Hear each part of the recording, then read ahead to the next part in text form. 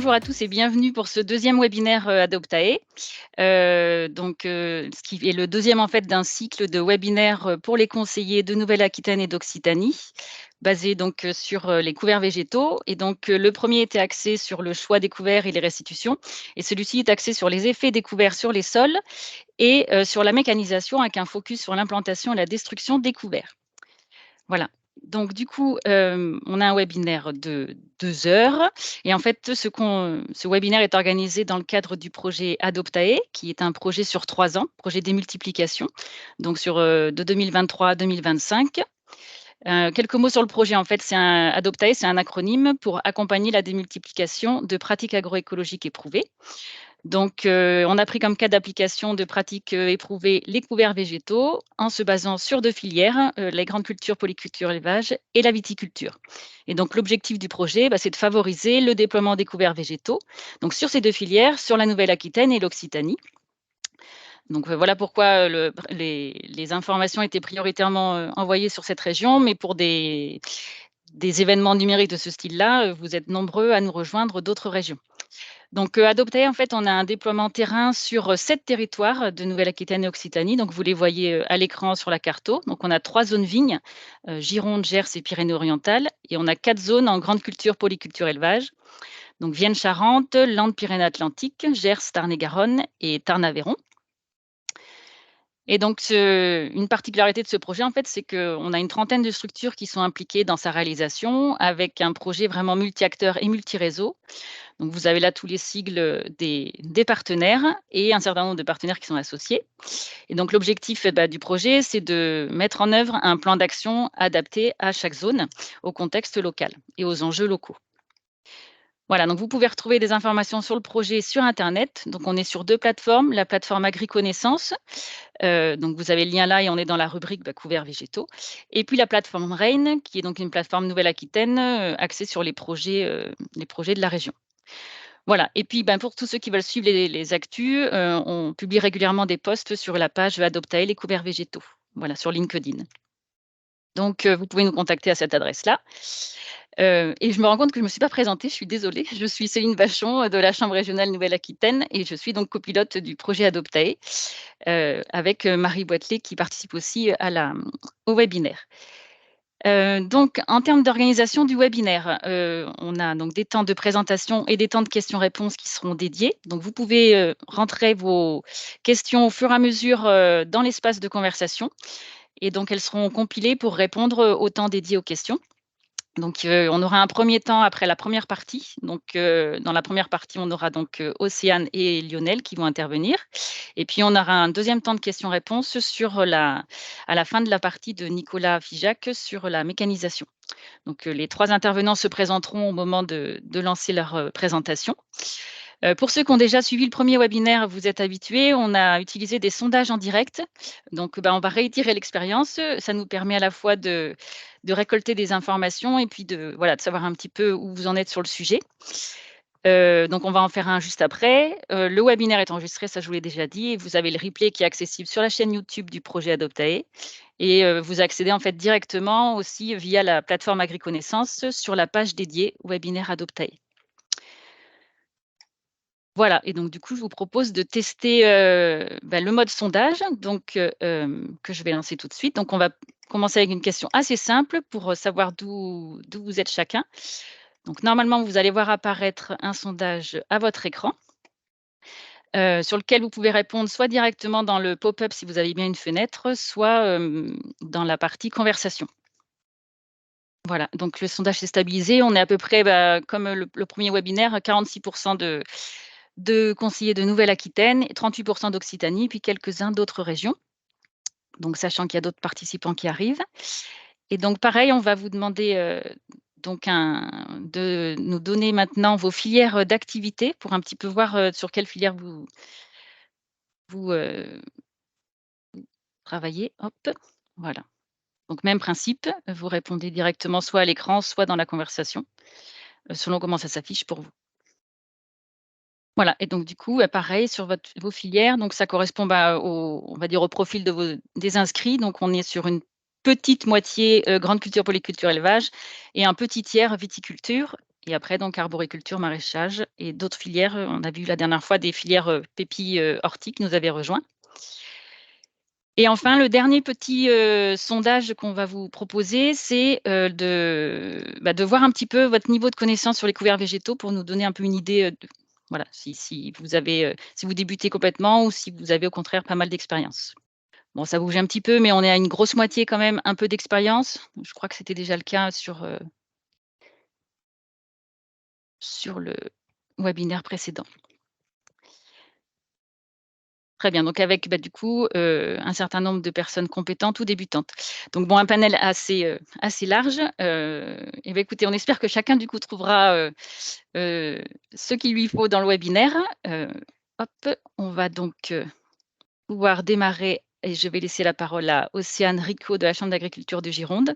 Et donc n'oubliez pas, vous mettez vos questions au fur et à mesure dans le fil de conversation et on pourra les prendre en compte pour le temps de questions-réponses. Merci. Merci Céline, du coup je vais partager mon écran. Bonjour à tous, moi je suis Océane Rico, je travaille à la Chambre d'agriculture de la Gironde et avec mon équipe on mène des projets d'expérimentation sur la gestion durable des sols et notamment sur la mise en place des couverts végétaux en viticulture. Donc, pardon, ce que je vous propose aujourd'hui, c'est de vous faire un petit retour en fait sur les essais qu'on peut mettre en place et vous présenter un outil de diagnostic très simplifié. Donc je vais commencer par rappeler un petit peu pourquoi est-ce qu'on met en place des couverts végétaux en culture pérenne. Donc je vais principalement présenter des choses sur la viticulture, mais ça peut s'appliquer également en arboriculture. Je vous présenterai ensuite le projet Vertigo, où on a testé donc la mise en place de couverts végétaux depuis 2017, et un outil ensuite qu'on utilise pour caractériser la nature de ces sols, et notamment quelques indicateurs de cet outil qui vont nous permettre de faire un focus sur l'état structural des sols et l'impact des couverts végétaux. Et enfin, je terminerai par un petit retour d'expérience des viticulteurs partenaires du projet. Mais d'abord, première question, pourquoi est-ce qu'on met en place des couverts végétaux en culture pérenne? Et pour ça, on va toujours démarrer, enfin, on va poursuivre en fait la liste des petits sondages. Je vais vous poser une question, vous allez avoir 4 propositions, à vous de me dire laquelle est bonne. Donc si je vous dis sol, est-ce que pour vous le sol contient plus d'organismes vivants dans une cuillère que d'humains sur Terre? Est-ce qu'il demande 200 à 1000 ans pour former 1 centimètre de plus de sol fertile? Est-ce que ça veut dire soleil en espagnol? Ou D, la réponse D. Vous pouvez continuer à voter si vous voulez, mais je vais vous spoiler la réponse. Ben, en fait, on accepte les 4 réponses.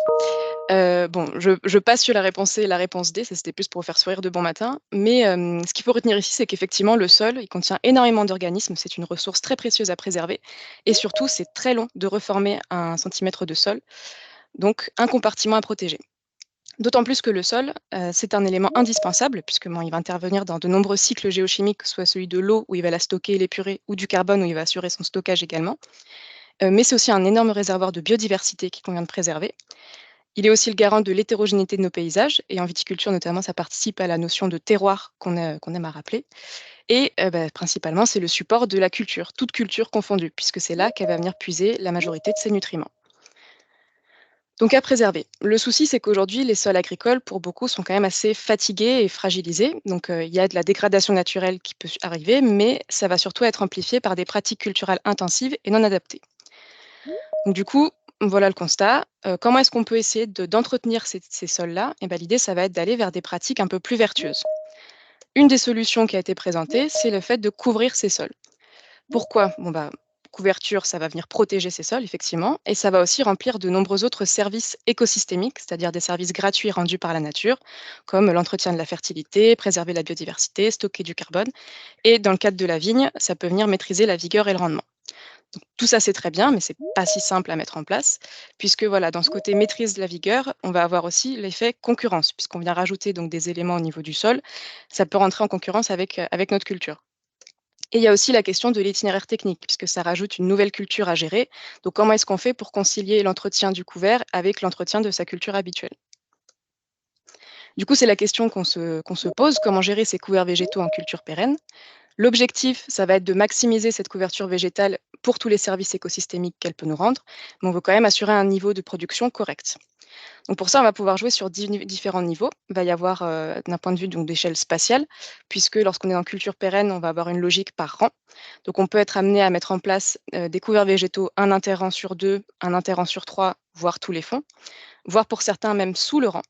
Ici, dans le cadre de ce webinaire, il ne sera pas question de ça, on va rester vraiment sur la partie interrang.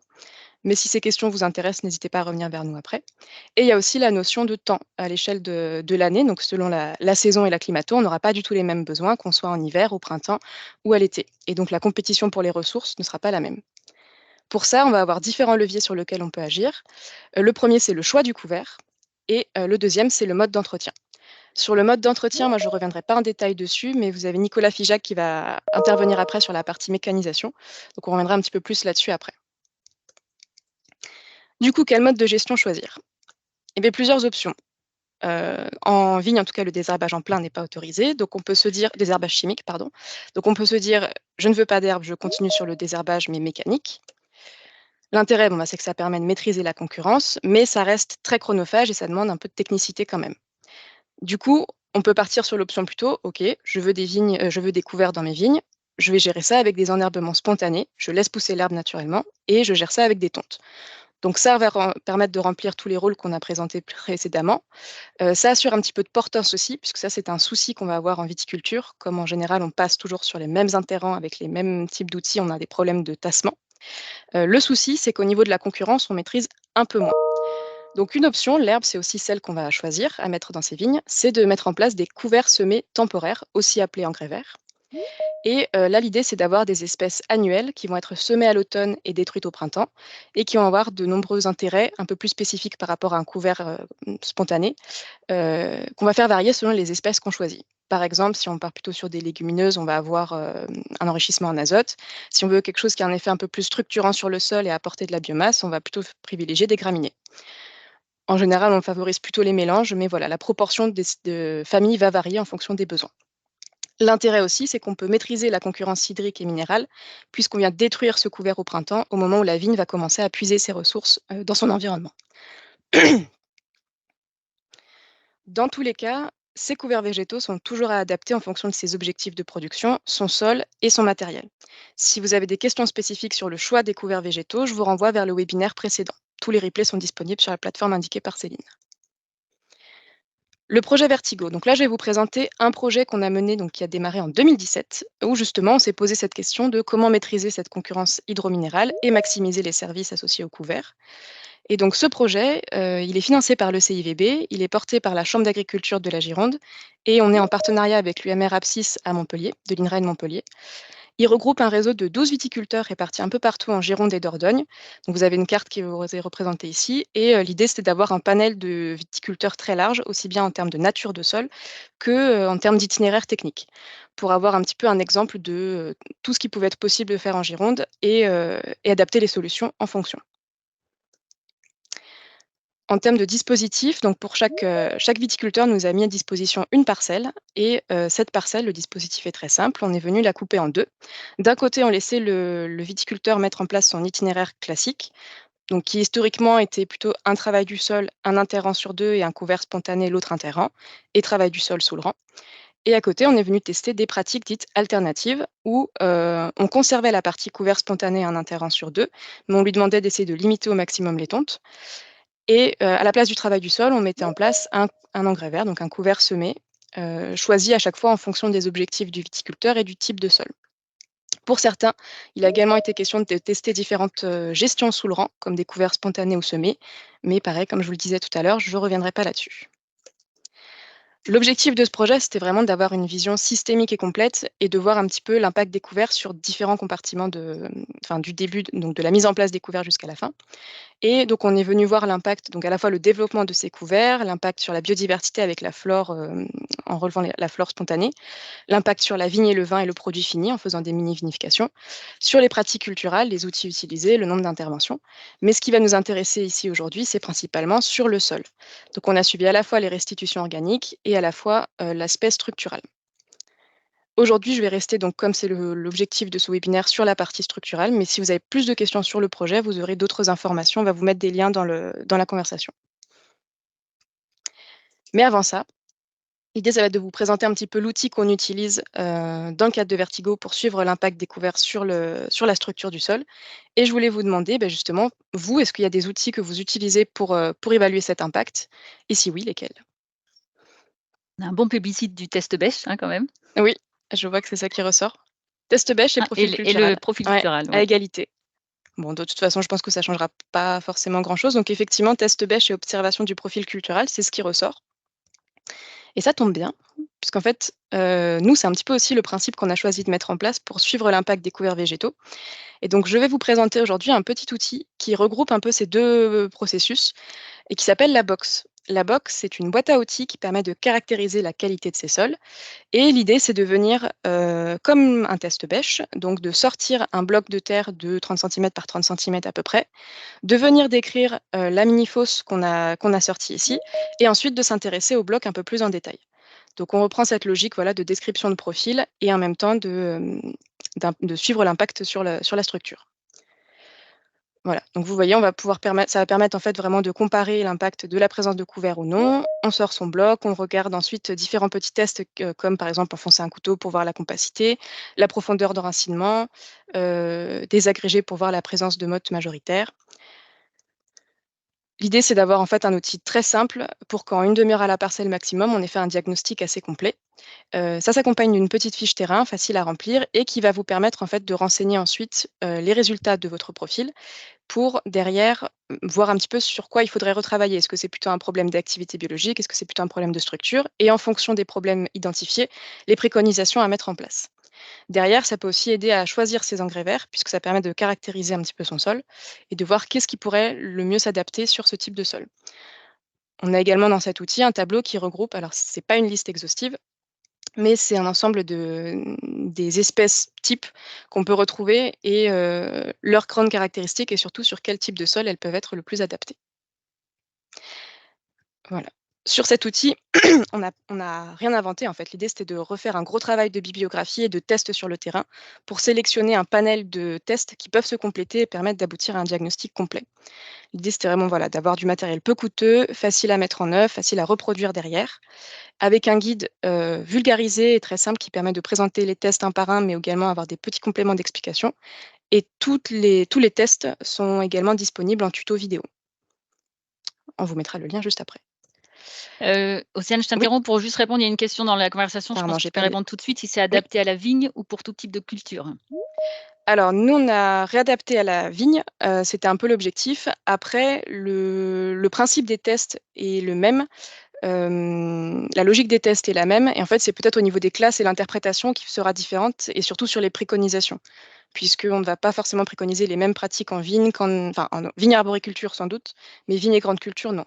Après ça reste voilà l'idée de faire un test bêche, de désagréger les mottes, de compter le nombre de vers de terre. Donc voilà, les protocoles sont réplicables ailleurs. La les préconisations sont à réadapter en fonction du conseiller.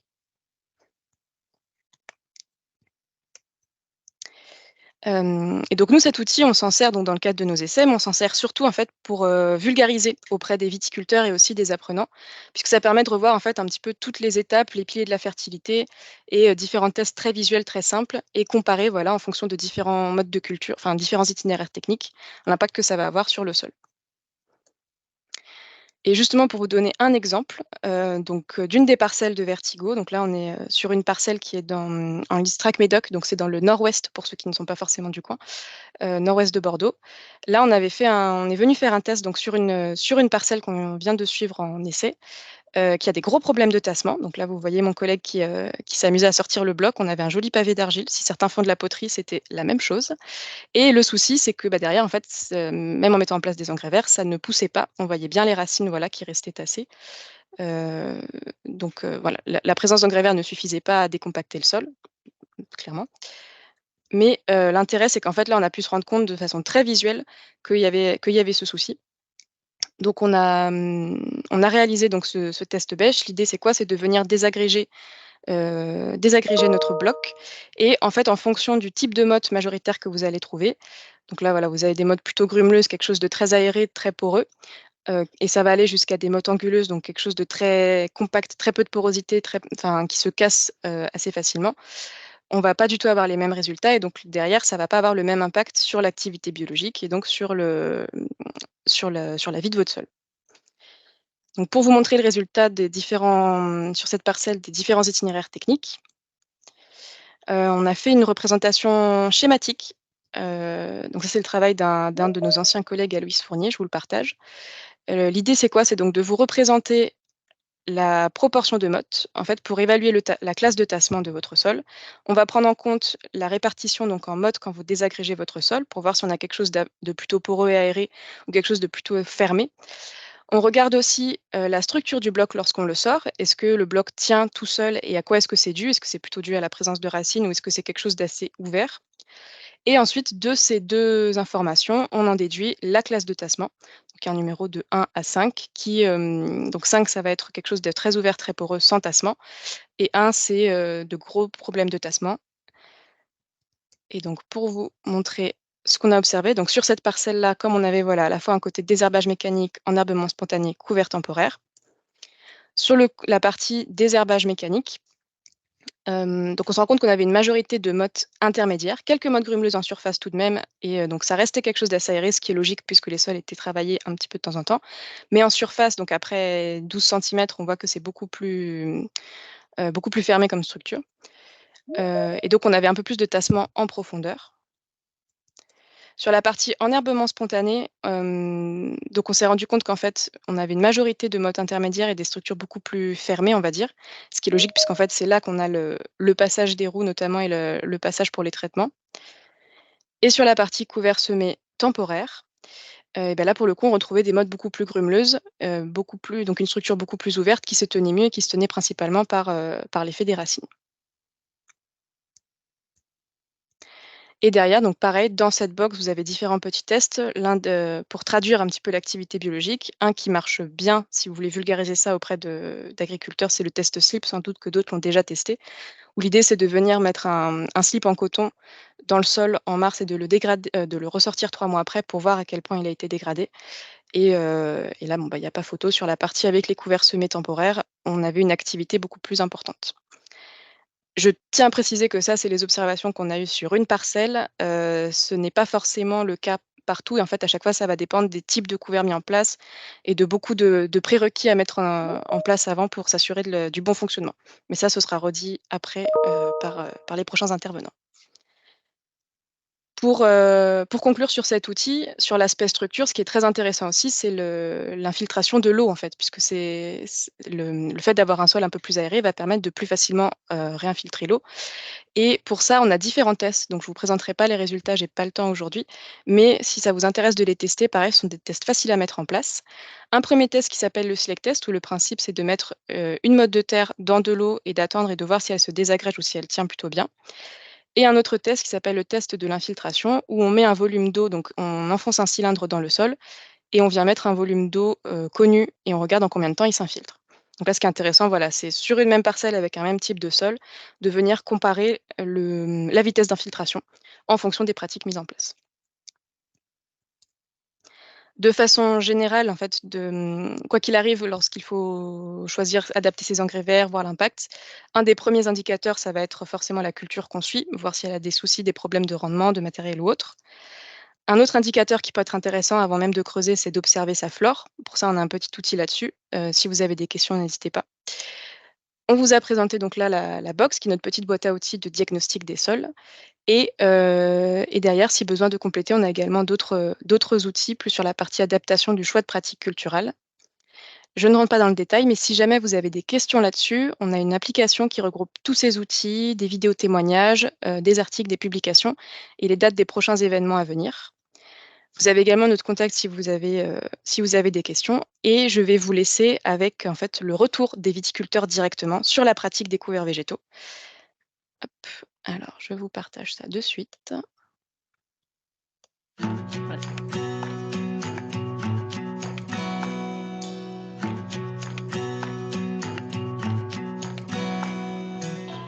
La viticulture d'aujourd'hui fait face à de nombreux défis économiques, sociétaux et environnementaux. Parmi ces défis, la préservation des sols, composant essentiel des écosystèmes terrestres et de la notion de terroir viticole. Les sols sont soumis à de nombreux phénomènes de dégradation pouvant, à long terme, les rendre infertiles. Face à ces constats, des viticulteurs innovent et mettent en place de nouvelles pratiques adaptées à leur vignoble. Parmi elles, l'implantation de couverts végétaux semés.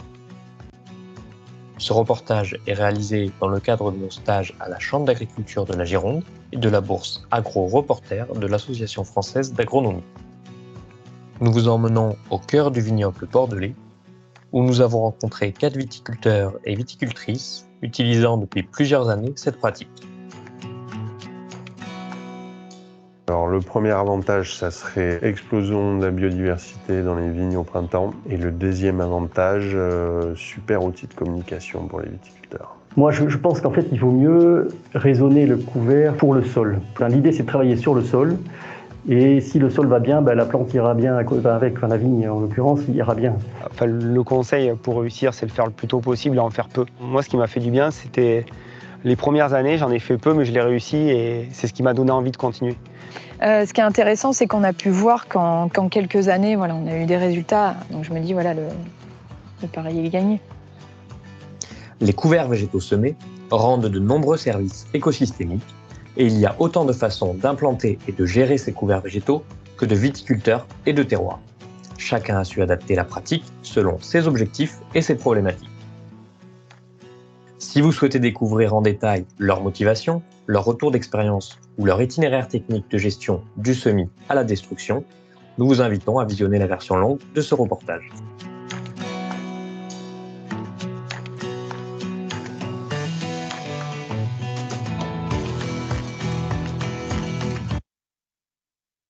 Voilà. Voilà, donc Océane, tu pourras mettre le lien directement vers la Oui. vidéo qui est sur YouTube, la version courte, version longue. Oui, je vous envoie Parce tout que pour ça. certains, c'est pas bien passé selon le réseau qu'ils ont. Ah oui, Merci. je vous passe le lien. Mais merci à vous. Et j'arrête le partage. Et du coup, je laisse la place à Lionel qui va rentrer un peu plus dans les détails sur des résultats, des résultats de l'impact découvert sur les sols.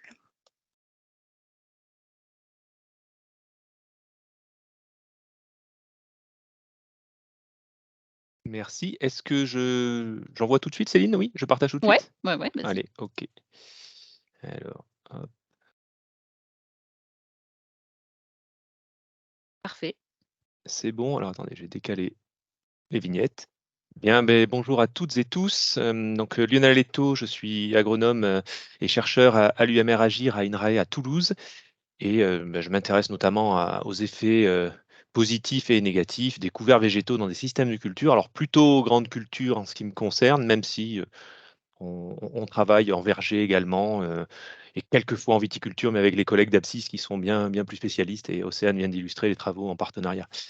Donc l'objectif de l'intervention de ce matin fait un focus sur les propriétés physiques des sols en particulier, et on va tout de suite commencer par un premier petit sondage pour tester vos réponses sur qu'est-ce que c'est que pour vous améliorer la fertilité d'un sol.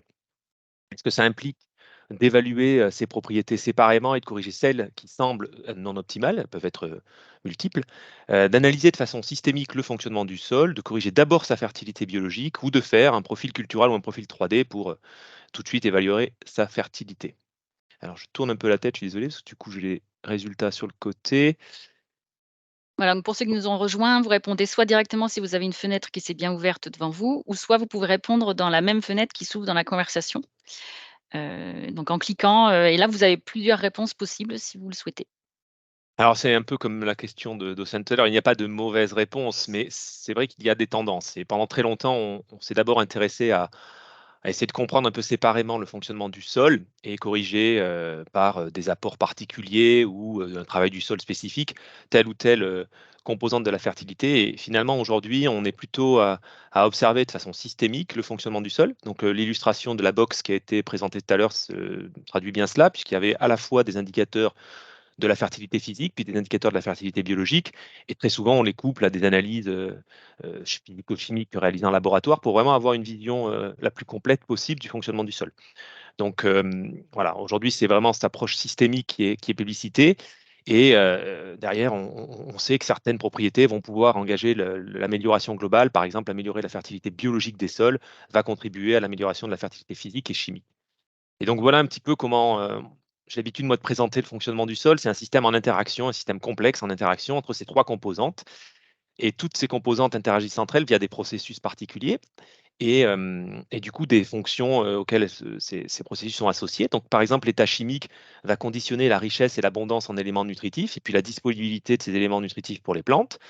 L'état physique du milieu, qui est très bien caractérisé par ce qui a été présenté précédemment, renseigne sur les éléments de structure et de dynamique des fluides, notamment l'eau et l'air, la dynamique de réchauffement du sol, la dynamique d'infiltration de l'eau et des polluants qui vont être éventuellement associés. Puis l'état biologique, c'est finalement la pierre angulaire de tout cela aussi, puisque on va pouvoir agir directement sur la disponibilité des éléments, sur la structure du sol. On l'a vu via le système racinaire sur la structuration. Et donc cet état biologique, caractérisé par une diversité et une abondance de macro et micro-organismes, va générer un certain nombre d'activités et de fonctions. Donc aujourd'hui, je vais surtout, moi, vous présenter les aspects état physique, mais ce que j'espère, c'est surtout pas dissocier dans ma présentation les liens directs avec les états chimiques et biologiques. J'essaierai d'y revenir de temps en temps, mais pour le propos et le temps du webinaire, je ferai un focus sur cet état physique. Alors, au premier webinaire, j'avais déjà présenté cette pâquerette de représentation des principales fonctions que l'on va attendre des couverts végétaux. Donc, nous appelons des SIMS pour culture intermédiaire multiservice.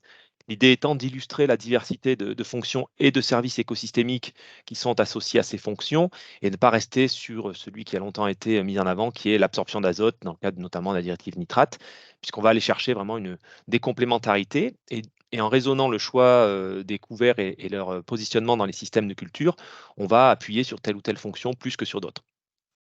Et donc, quand on s'intéresse aux propriétés, en particulier physiques des sols, on va avoir tendance à regarder vraiment ces aspects autour du stockage de carbone, de la restructuration des sols, de la lutte contre les phénomènes d'érosion, de l'amélioration de l'infiltration de l'eau. Donc, je vais essayer aujourd'hui de donner quelques illustrations. Et mon propos va être un peu moins accroché à un projet tel que Océane a pu l'illustrer. C'est moins lié à un projet, mais c'est plus un état des connaissances ou des absences de connaissances que je vais vous proposer, avec l'idée de poser des questions si mes propos soulèvent des questions, et puis qu'on ait un temps après d'échange sur ce que j'aurais dit. Au premier webinaire, on avait abordé par différentes interventions des questions autour des effets découverts, soit en pur, soit en mélange, sur un certain nombre de fonctions. Alors la gestion des adventices, on l'avait un petit peu abordé, mais ça sera retraité amplement le 19 octobre. Mais on avait notamment détaillé l'aspect acquisition d'éléments nutritifs, à la fois en termes d'effets, mais en termes aussi de restitution. Il y avait notamment eu la présentation de la méthode Merci.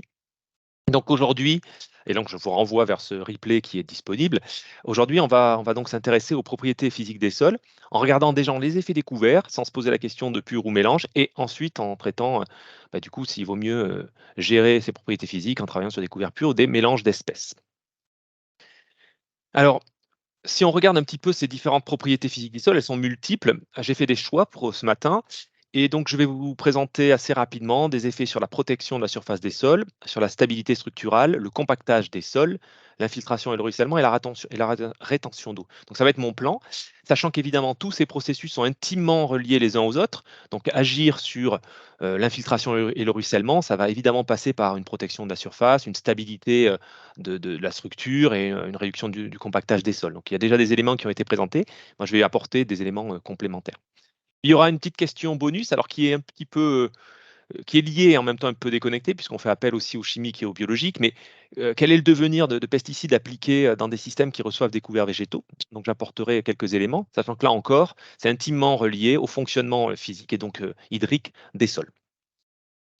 Alors, en premier lieu, pour ce qui concerne la protection de la surface, donc j'ai mis ici quelques illustrations pour que, pour celles et ceux qui étaient les moins initiés au couvert, vous vous rendiez compte de l'effet déjà de protection physique lié à la couverture des sols. Donc, une goutte d'eau qui va arriver sur un matelas végétal vivant ou même un mulch de résidus va être complètement amorti, donc va disperser son énergie cinétique, ce qui va avoir bien évidemment un effet très positif sur le maintien de la structure de sol qui est juste dessous ce matelas. Donc ici, quelques illustrations de couverts végétaux dans des résidus de culture, parce qu'un couvert, c'est aussi une plante qui se pousse, mais dans lesquelles on peut avoir aussi maintenu les résidus de la culture précédente. Ou ici, la levée d'un maïs dans un couvert qui a été détruit, on comprend bien que la goutte d'eau ne va pas avoir les mêmes effets que si elle tombait sur un sol nu. Je ne rentre pas plus dans les détails, puisque ça semble assez explicite, mais il faut bien comprendre que c'est la première, et c'est l'effet qui sera systématiquement le plus fort quand on va parler d'effets des couverts végétaux sur les propriétés physiques des sols. C'est déjà atténuer les effets de la pluie, et quand on voit aujourd'hui avec les effets du changement climatique sur les intensités de nos pluies, on peut se dire qu'on a besoin d'amortir fortement les effets des gouttes d'eau. Alors, quelques effets peut-être un peu moins perçus sur la dynamique thermique liée à la protection de la surface du sol. Je vous ai mis ici une première série de données que l'on avait acquises, qu'on a encore en magasin, qui n'ont pas été publiées, mais sur les effets sur ce premier graphique. Donc, je pense que vous devez voir ma flèche, mais entre un sol nu et une févrole, qui est un couvert en grande culture qui est très souvent utilisé, où l'on voit que très tôt, dès le début de la saison du maïs, on a une dynamique de réchauffement du sol qui est un peu meilleure sous févrole, avec, vous voyez, à chaque fois la petite courbe en noir du sol nu, qui est un petit peu en dessous de celle de la févrole, et qui, au contraire, quand les températures vont grimper un peu plus rapidement, vont rester en dessous. Donc, on a un effet d'atténuation des fluctuations thermiques. Alors, cette atténuation, elle varie en fonction du type de couvert. Je vous ai mis ici une autre illustration. C'est 3 modalités de couvert, donc un mélange de vesse avoine, avec une destruction au semis du maïs, c'est le trait en noir, la févrole toujours, et puis la vesse avoine avec une destruction fin février, donc plus précoce. Et on voit que finalement, cette vesse avoine détruite précocement va avoir un comportement similaire à un sol nu, ce qui paraît cohérent, puisqu'elle se sera davantage décomposée, versus un couvert détruit tardivement qui va tamponner, notamment dans les premières périodes du cycle, là en l'occurrence d'un maïs, les effets thermiques. Alors ça, nous, on a pu l'observer, j'ai d'autres informations dans différentes situations.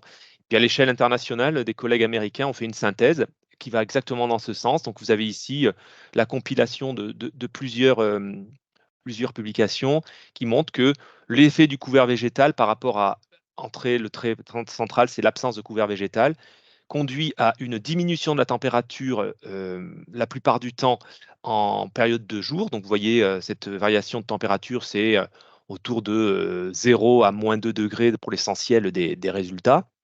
Donc on atténue les fluctuations diurnes fortes et au contraire, pendant la nuit, on diminue la diminution de température. Donc on maintient une température un peu plus élevée avec la présence d'un couvert. Et si on regarde à l'échelle des saisons culturales, ben, l'effet il est positif durant le printemps et l'été et l'automne, où on a une diminution de la température du sol quand on met des couverts. Alors ça peut du coup générer des décalages de levée, il faut être vigilant là-dessus. Mais par contre, en été, il y a un effet positif, puisqu'on a globalement, pardon, ici, je me trompe, c'était au printemps et à l'été, on diminue, et en hiver, on a une température un peu plus élevée. Donc on a un effet de tampon, et donc un effet positif, en particulier quand on voit les températures excessives que l'on a depuis quelques temps, sur la régulation thermique. Et là, on parle du lit de semence, donc on est vraiment dans les tout premiers centimètres du sol. Si l'on regarde maintenant l'aspect stabilité structurale, alors on a coutume d'utiliser 2 indicateurs principaux de stabilité structurale, ce qu'on appelle la stabilité des agrégats secs. Alors en France, on l'utilisait encore peu, parce que c'est vraiment un indicateur pour estimer les risques de sensibilité à l'érosion éolienne. Mais on commence à se poser des questions quand on voit des phénomènes de vent qui augmentent. Vous êtes pas loin des Landes, il y a les vents de sable pour certains. Voilà, on a des phénomènes climatiques et le vent qui tend à augmenter. Donc c'est un indicateur qu'on commence à développer. Et il y a une classification assez arbitraire qui est de quantifier la part d'agrégats de diamètre inférieur ou supérieur à 0,84 mm. Donc c'est assez standardisé parce que c'est les Américains qui ont produit ça. Et du coup, aujourd'hui, les méthodes d'évaluation s'appuient sur ce référentiel.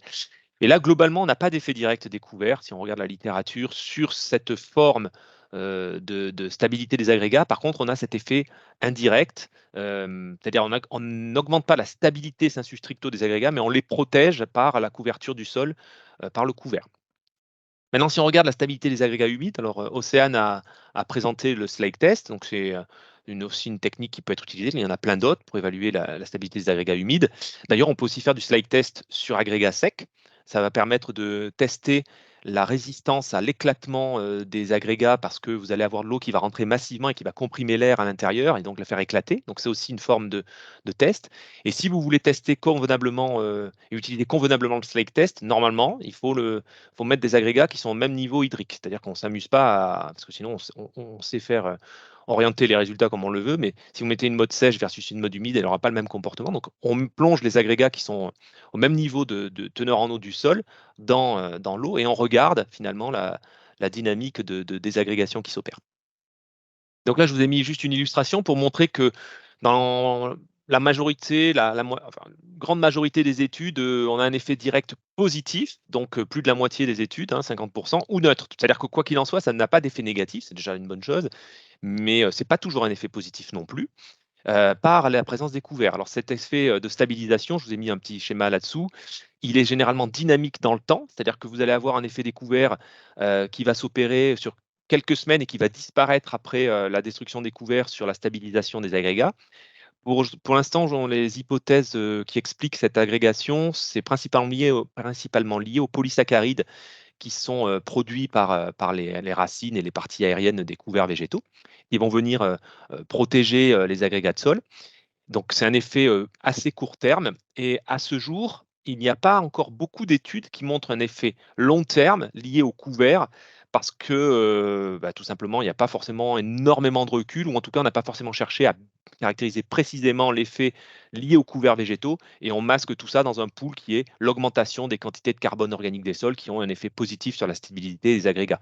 Donc, très probablement, les couverts jouent beaucoup, surtout quand on sait que dans les systèmes agricoles, les couverts végétaux sont une des voies principales de réintroduction de matière organique. Mais simplement, quand on regarde les publications, on reste encore sur effet des matières organiques du sol et on ne sait pas vraiment quelle est la part qui vient des couverts végétaux.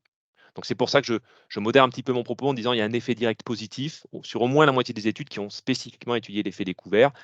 Il est fort probable qu'il y ait plus d'effets, mais qu'il soit masqué par la restitution des résidus de culture de rente ou des apports d'effluents organiques, et les couverts sont associés à tout cela. Si on regarde maintenant un troisième indicateur important, c'est l'aspect compactage des sols qui se traduit par un indicateur fort qui est la mesure de la densité apparente, on appelle aussi la masse volumique apparente des sols. Et cet indicateur traduit du niveau de porosité totale des sols. Donc, pour faire simple, c'est la quantité de vide contenue dans le sol. Le plus souvent, les couverts végétaux n'ont pas d'effet, dans 2 tiers des cas, ou un effet positif sur la diminution de la densité apparente. Donc ça peut paraître étonnant, mais c'est très compliqué, encore une fois, de distinguer un effet fort découvert sur la diminution de la masse volumique apparente ou du compactage des sols. Encore une fois, tout simplement parce qu'on a peu d'études qui comparent sur du long terme ces effets, qu'en une année, on va avoir des effets, mais qui sont assez fugaces. Et quand on regarde finalement sur une saison, on ne peut pas vraiment conclure. Quoi qu'il en soit, il n'y a pas d'effet négatif, je reviens là-dessus, donc c'est déjà un point important. Et puis, il y a peut-être aussi le fait qu'on n'a pas encore des indicateurs assez fins pour quantifier cet effet.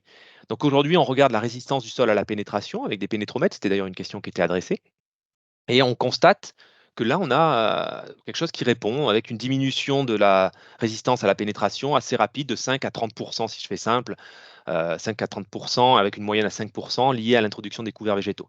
Mais vous voyez, on est encore au début de la compréhension. Pourtant, c'est un paramètre extrêmement important. Et aujourd'hui, il y a des techniques d'investigation qui nous permettent d'aller un peu plus loin. Donc, je vous montre ici une illustration d'un profil, d'une analyse en 3 dimensions, donc on appelle de la tomographie au rayon X, où on présente des colonnes de sol et on va regarder l'effet du système racinaire, de la porosité totale présente, en grande partie liée à la présence des racines, pas uniquement. D'ailleurs, ici, sur le no cover crop, vous voyez très clairement qu'il devait y avoir soit une adventice avec une racine qui a poussé, soit un ver de terre qui a pu faire une galerie de ce type-là. Et donc aujourd'hui, on voit beaucoup de travaux apparaître avec ces techniques d'investigation, assez récents, vous voyez, 2023 pour celle-ci. Et donc là, on voit que oui, il y a une augmentation de la porosité totale et probablement de sa connectivité, ce qui est encore plus important, je vais y venir pour l'aspect infiltration.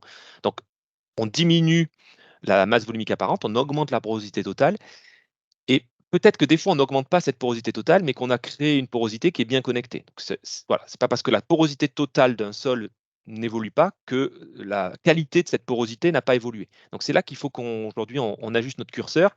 Il y a des travaux encore plus récents que je présente ici, qui ont montré que les effets découverts, finalement, on pouvait les observer. Alors, ils ne le voient pas trop ici en surface, contrairement à cela. Donc, c'est ça aussi la recherche. Des fois, on se contredit entre études.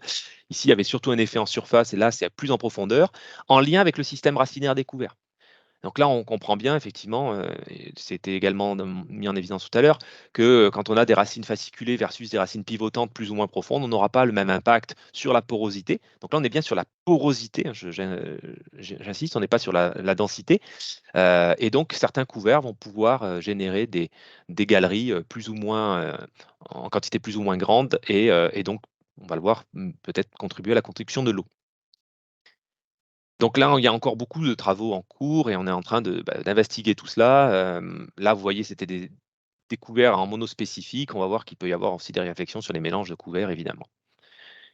Donc jusqu'à présent, on a vu des effets modérés, mitigés, principalement liés à la protection de la surface du sol.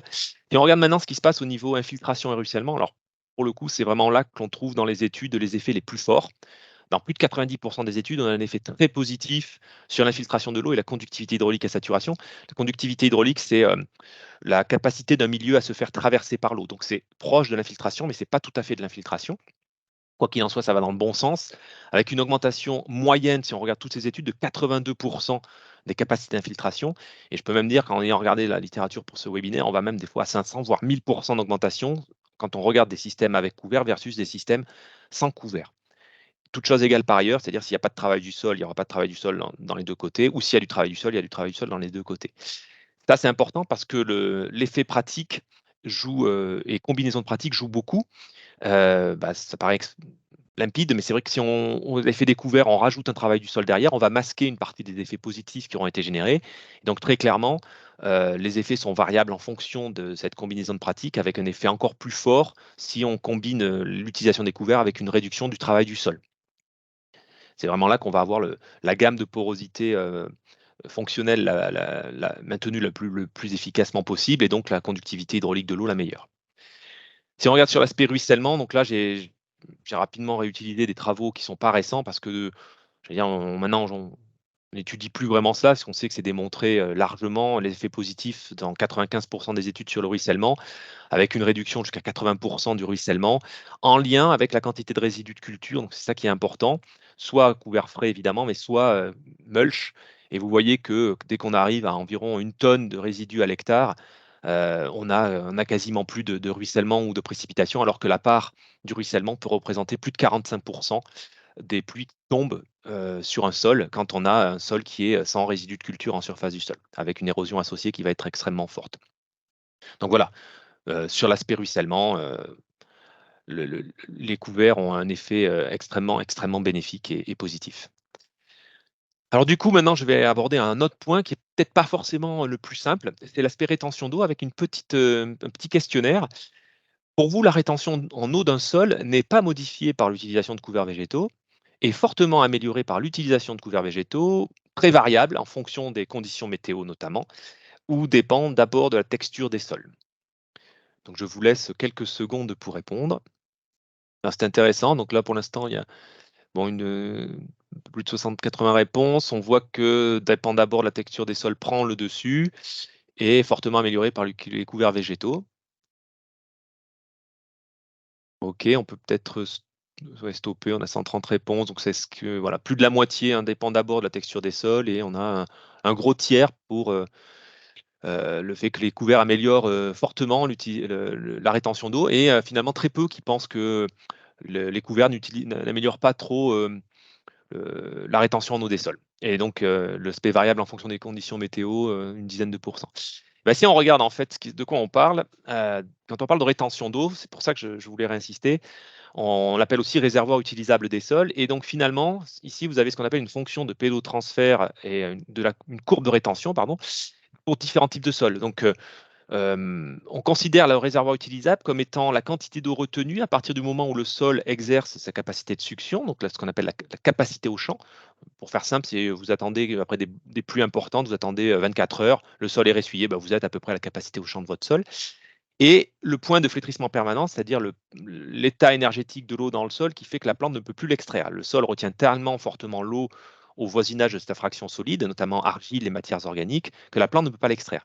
Donc ce compartiment, il dépend déjà en premier lieu de la nature du sol, donc de la texture des sols. Donc la bonne réponse était, première bonne réponse était celle qui a été plébiscitée par plus de la moitié, c'est d'abord la texture des sols. Et donc finalement, les pratiques vont jouer sur cette RU, ce réservoir utilisable ou réserve utile, mais le premier filtre, c'est le type de sol. Alors, un autre point qu'il faut avoir en tête, c'est comment on essaye de l'estimer, à quoi ça correspond. Il y a une loi qui est d'un physicien français, donc on peut le relever. On n'a pas forcément fait beaucoup avancer la recherche en sciences du sol en France, mais le Jurin a permis d'identifier au moins la remontée capillaire et le lien entre le potentiel matriciel d'un sol et la taille des rayons de la porosité qui sont concernés. Et si on applique cette loi de Jurin, on se rend compte que quand on s'intéresse à la gamme de pores contenus dans le réservoir utilisable, on est entre des pores de 4,5 microns à 0,1 micron. Donc on est déjà dans une gamme de porosité fine, voire très fine. Et finalement, tout ce qui va modifier la macroporosité, ça ne va pas jouer sur la rétention d'eau des sols en tant que tel. Il faut vraiment aller créer des filaments microscopiques pour aller jouer sur ce RU. Et donc finalement, nos couverts végétaux, ils n'ont qu'une très faible effet sur la rétention d'eau, alors de 2 à 4 d'augmentation de la rétention d'eau dans les sols sur 3 études sur 10 et pas d'effet sur 7 études sur 10 si on regarde ce qui traite explicitement de la rétention d'eau en lien avec les couverts. Alors je tiens quand même à modérer tout ça, c'est qu'à ce jour, on n'a pas d'effet long terme sur les effets sur la rétention. Et en plus, très souvent, dans nos systèmes long terme, on a des opérations qui viennent masquer ou en tout cas interagir avec l'effet découvert. Par exemple, un travail du sol à un moment donné qui va aller casser les éventuels effets sur la microporosité, puisqu'on a vu que c'était cette gamme de pores-là qui va être importante. Et donc finalement, c'est ce filtre qui est très fort et qui peut enrayer une partie des effets positifs. Pour autant, il y a quand même des petits éléments qui nous laissent à penser qu'il y a un effet indirect. Par exemple, mettre des couverts végétaux en quantité sur des parcelles, ça va permettre de maintenir une activité microbiologique. Vous voyez, je fais le lien avec ce que je disais tout à l'heure, on ne peut pas parler que de physique sans parler de biologie, et notamment mycorhizienne. Et la présence de mycorhizes va créer un filament et un réseau filamentaire assez dense dans le sol. Et ces filaments, quand ils meurent, ils laissent place à une part de microporosité. Cette microporosité peut peut-être contribuer à augmenter cette rétention d'eau des sols, puisqu'on est pile poil dans la même gamme de pores qui contient et qui retient l'eau et qui le rend disponible pour les plantes. Donc voilà, là, il y a un vrai dilemme, c'est les couverts peuvent avoir des effets positifs, sauf qu'on leur laisse généralement pas le temps de s'exprimer pleinement et on a tendance à détruire un petit peu ces effets-là. Et en même temps, je comprends que des opérations de travail du sol sont parfois nécessaires. Simplement, retenez que les effets sur la rétention d'eau sensu stricto sont très modérés. Autre question maintenant, puisqu'on avait parlé d'une question bonus, j'ai fini sur l'aspect physique, on était arrivé au bout. On va parler un petit peu de pesticides dans le temps qui me reste, à savoir, est-ce que d'après vous, le devenir des pesticides est influencé par l'utilisation des couverts végétaux? Et là, plusieurs possibilités. Pas d'effet direct car les pesticides ne sont pas appliqués sur les couverts, vous n'avez aucune idée. Oui, les couverts modifient des fonctions physiques, chimiques et biologiques et donc probablement le devenir des pesticides, ou à ce jour, nous n'avons pas assez de recul et d'études sur ce sujet. Donc là, ça grimpe. On voit que les effets sur les modifications qu'on vient de voir, au moins physiques, on a compris que sur le biologique, ça joue aussi, peut avoir des effets sur le devenir des pesticides. Donc on a plus de 60% des gens qui effectivement se positionnent là-dessus. En tout cas, il n'y a personne qui pense qu'il n'y a pas d'effet direct car les pesticides ne sont pas appliqués sur les couverts. OK. OK.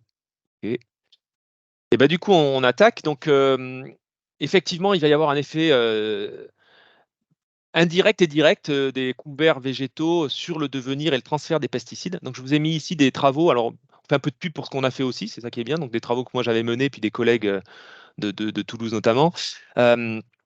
On avait comparé des systèmes avec travail du sol conventionnel, donc des labours, et des systèmes en agriculture en travail du sol de conservation, parce qu'il n'y avait pas le levier diversification qui était activé, donc c'était de la monoculture de maïs, dans lesquels on maintenait les sols nus ou avec des couverts.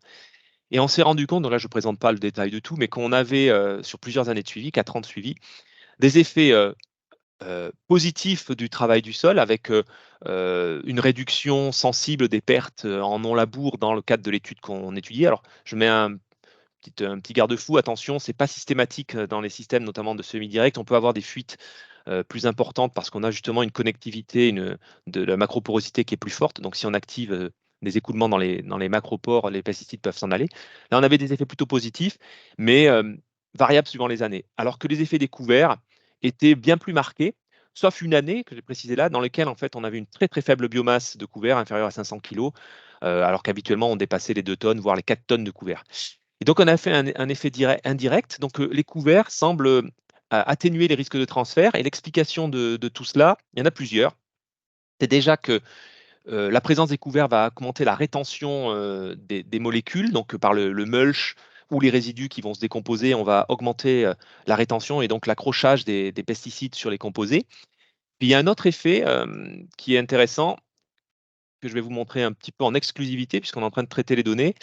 Donc là, c'est une autre étude, beaucoup plus longue. Là, on a 12 ans de suivi sur une grande diversité de molécules. Là, ce que je n'ai pas dit, c'est qu'il y avait que quelques herbicides de suivi. Là, on a vraiment une grande diversité de molécules, des fongicides, des insecticides, des herbicides, évidemment. Et ce qu'on constate, c'est que les couverts végétaux, la plupart du temps, quand il y a un effet, diminuent les quantités lixiviées, donc drainées de matière active. Et là, ça s'explique finalement par un disservice des couverts qui est la réduction du drainage. Alors on peut le voir de façon négative puisque les couverts absorbent de l'eau et conduisent donc à réduire la quantité d'eau disponible pour la plante, pour la culture qui suit notamment. Et les travaux de Nicolas Meyer montrent qu'en moyenne, on considère qu'un des couverts végétaux détruits tardivement, je précise, donc sur une interculture longue, vont limiter le drainage d'environ 30 mm par rapport à des sols non couverts. Mais l'effet positif de tout ça, c'est que dans ce drainage, du coup, il y a moins de pesticides et qu'on maintient plus longtemps les molécules dans la zone rhizosphérique dans laquelle ils vont être plus dégradés. Et donc, il y a un effet d'atténuation du signal et du transfert qui est favorable. Donc, évidemment, c'est des travaux qui sont à consolider. Alors, nous, là-dessus, on est en train d'analyser les données et on a 12 ans de suivi avec plus de 800 points de mesure. Donc, c'est quand même vraiment un signal intéressant sur l'effet positif découvert. Maintenant, il faut évidemment le déconnecter et faire attention de ne pas impacter négativement la culture de rente qui suit, parce que si derrière on fait pousser une plante, enfin, on a du mal à faire pousser la plante, évidemment, ça ne sera pas intéressant. Mais cet effet-là, on le voit bien sur le nitrate, puisque là, les couverts, et ça c'est largement démontré et connu maintenant, mais absorbent du nitrate et limitent la lixiviation de nitrate. Mais on voit un effet positif également sur les transferts de pesticides. Et je terminerai par un Lionel, il te dernier. reste, Une ouais, il minute. te reste pas beaucoup, Ouais, mais un ça, peu plus, mais bon, voilà. et c'est bon, j'ai fini. C'est la question, le point super bonus lié au couvert, parce que évidemment, là, j'ai sorti volontairement l'effet propriété physique des sols.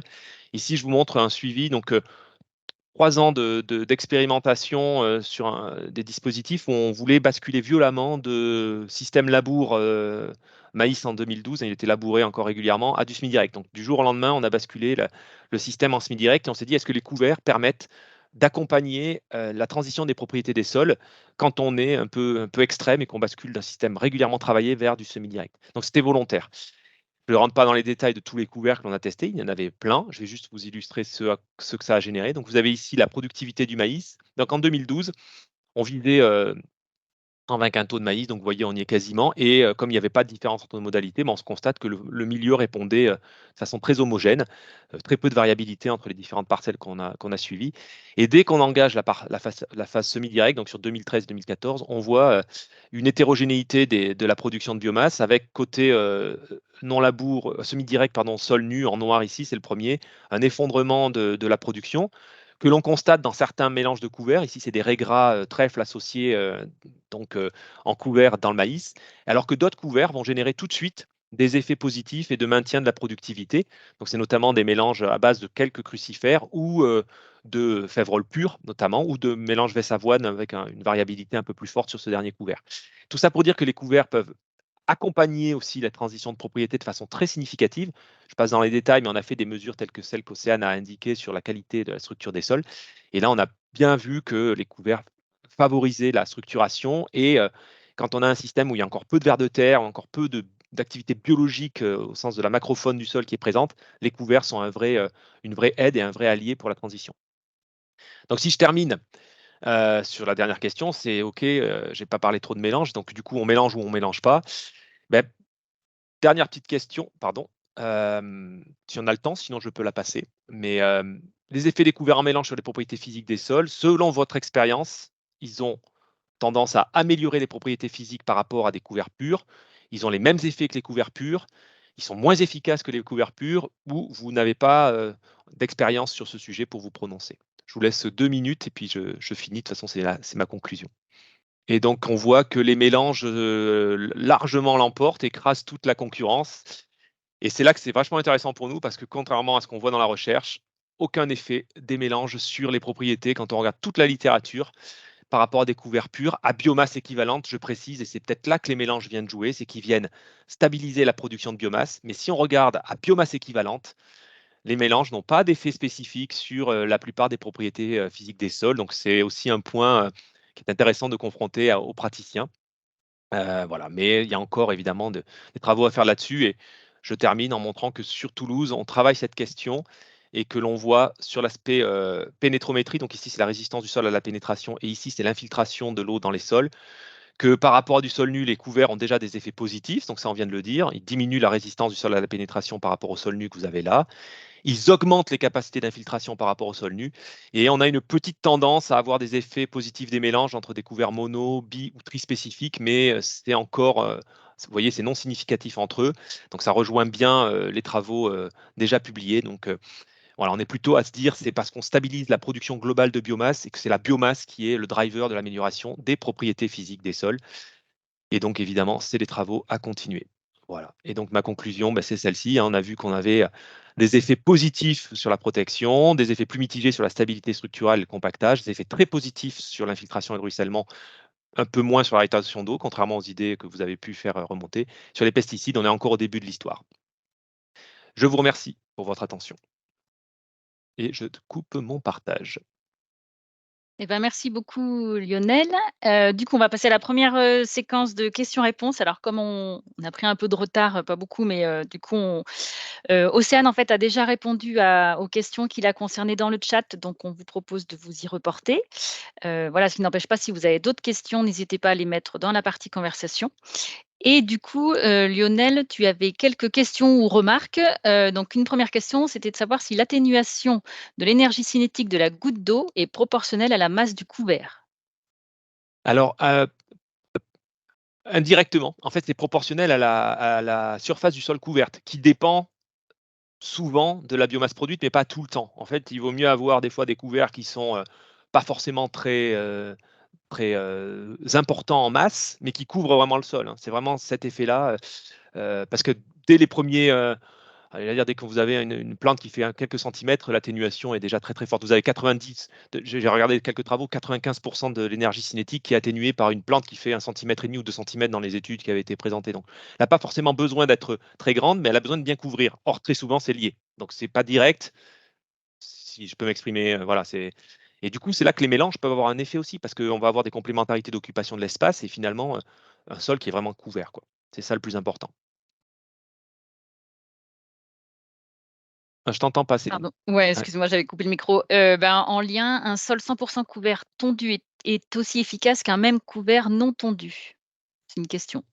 Ben, sur l'aspect, amortissement d'énergie cinétique, oui, quasiment, parce que je vous dis, l'essentiel, c'est, le fait de couvrir et les travaux que j'ai il y en a pas de 50 non plus, mais les collègues de l'IMFT à Toulouse, l'Institut mécanique des fluides, continuent à travailler cette question en partie, l'amortissement, lié des gouttes et l'érosion, et voilà, c'est 1 centimètre ou 2 centimètres de hauteur de couvert, dès lors que ça couvre bien, ça suffit à amortir 90 de l'énergie cinétique.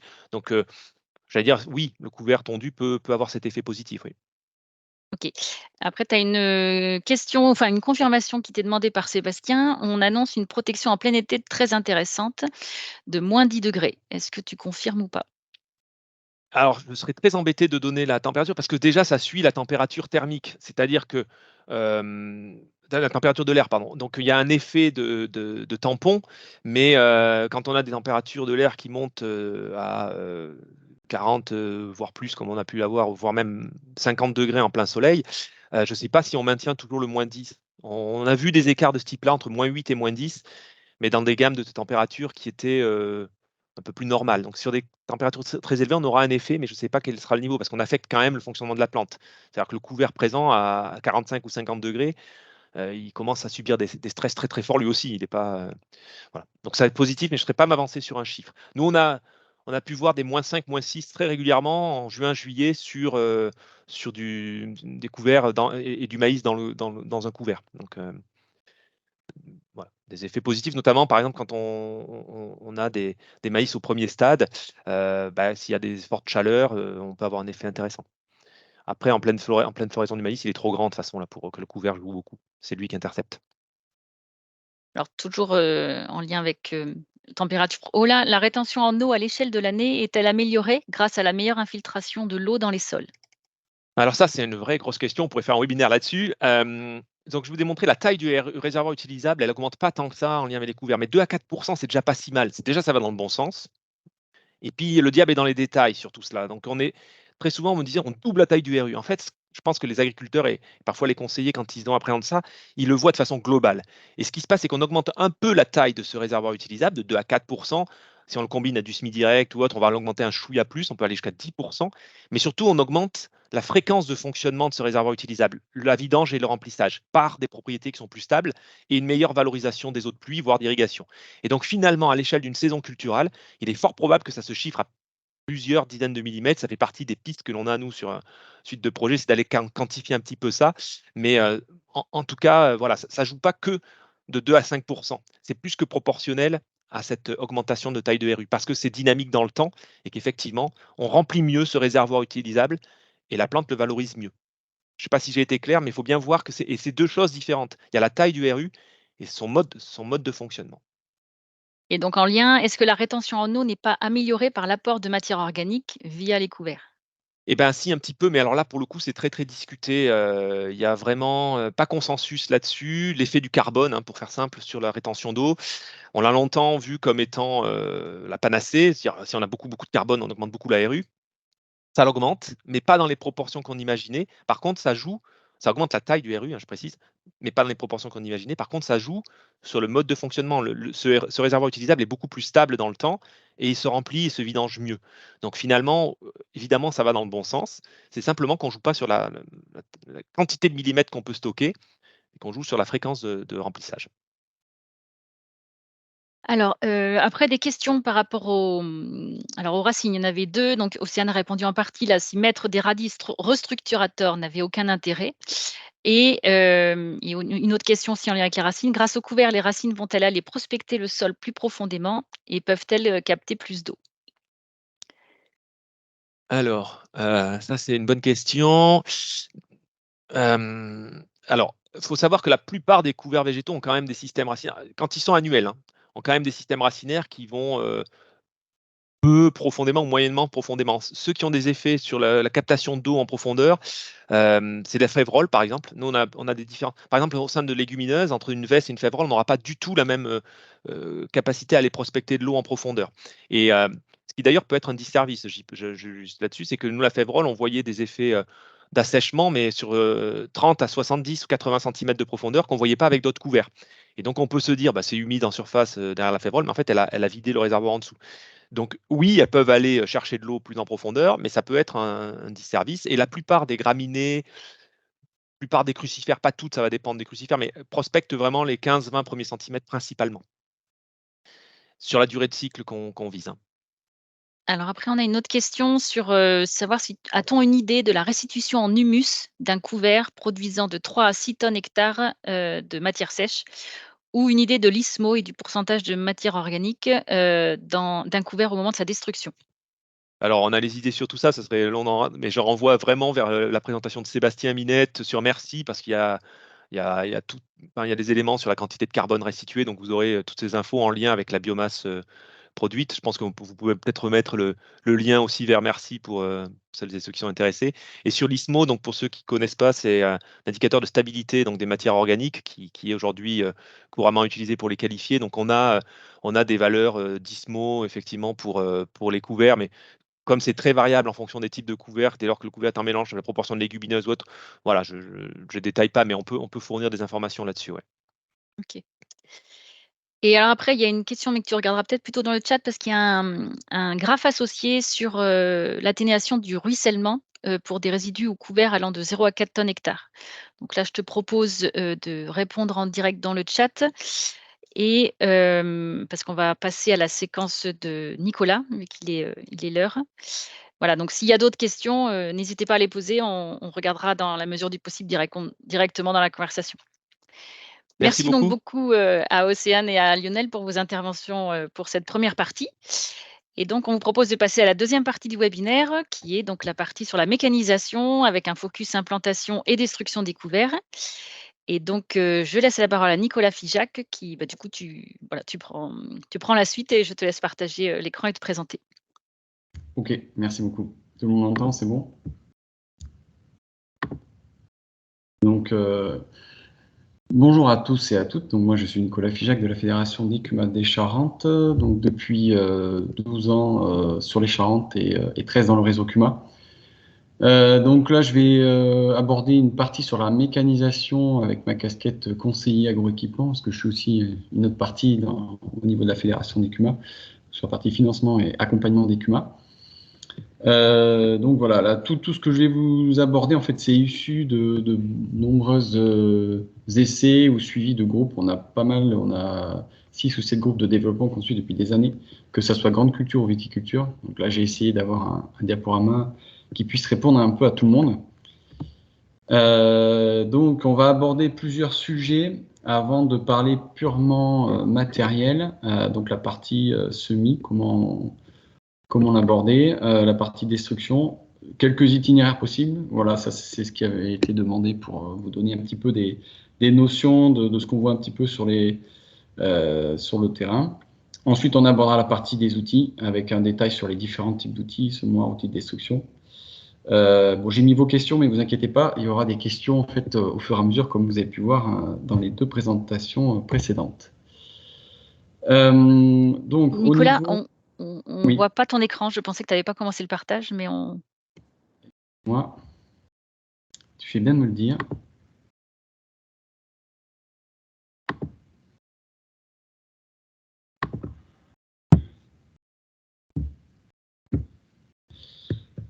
Voilà, là c'est bon. Merci Nicolas. Je reprends. Désolé. C'est une première webinaire pour moi. J'ai plutôt l'habitude de faire ça sur les parcelles ou on va dire en physique. Donc excusez-moi pour ce petit souci technique. Donc ça c'est bon. Donc voilà, j'avais abordé toute la partie, vous le voyez en visuel, de ce qu'on va voir rapidement. On va l'aborder par étapes. Donc là, on aborde sur la partie semis, donc tout ce qui va être plutôt la partie anticipation avant de se concentrer sur le matériel en lui-même et de penser à lui, de le sortir dans les champs. Donc première question par rapport à ce sujet-là. Donc l'idée c'était de voir un petit peu par rapport à ce que vous avez l'habitude de faire, ce qui vous semble primordial pour réussir un semis de couvert végétal. Donc voilà, j'avais plusieurs propositions. L'idée c'est de les classer par priorité. Donc la première période de semis, la densité de semis, la préparation du sol, la qualité des graines et le matériel de semis. Alors je vous le dis tout de suite, il n'y a pas de mauvaise réponse. L'idée c'est vraiment d'essayer de classifier ça et de voir un petit peu quelles sont pour vous les priorités par rapport à ce choix-là.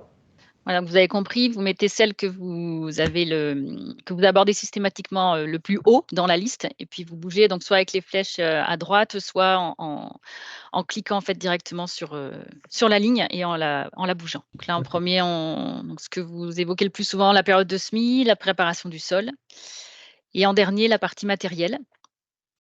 En avant-dernier, la qualité des graines. Donc en fait tout ça, c'est ce que je disais tout à l'heure, c'est suite à différents essais, différents accompagnements de groupe. Donc on a appris de nos erreurs, surtout principalement suite à cette diapo-là. Donc il n'y a pas forcément d'ordre, mais pour moi je l'ai classé comme ça. Après chacun verra comme il le souhaite. Mais donc j'ai mis quand même en avant la partie qualité des semences. Pour ça c'est vraiment des choses on se fait facilement avoir. On a l'impression que ça ne fonctionne pas, mais en fait il faut prendre le temps de vérifier des semences, surtout quand on a affaire à des semences fermières ou des semences certifiées qui sont un peu anciennes. Donc on peut faire des tests de germination comme on peut en voir sur la photo du milieu.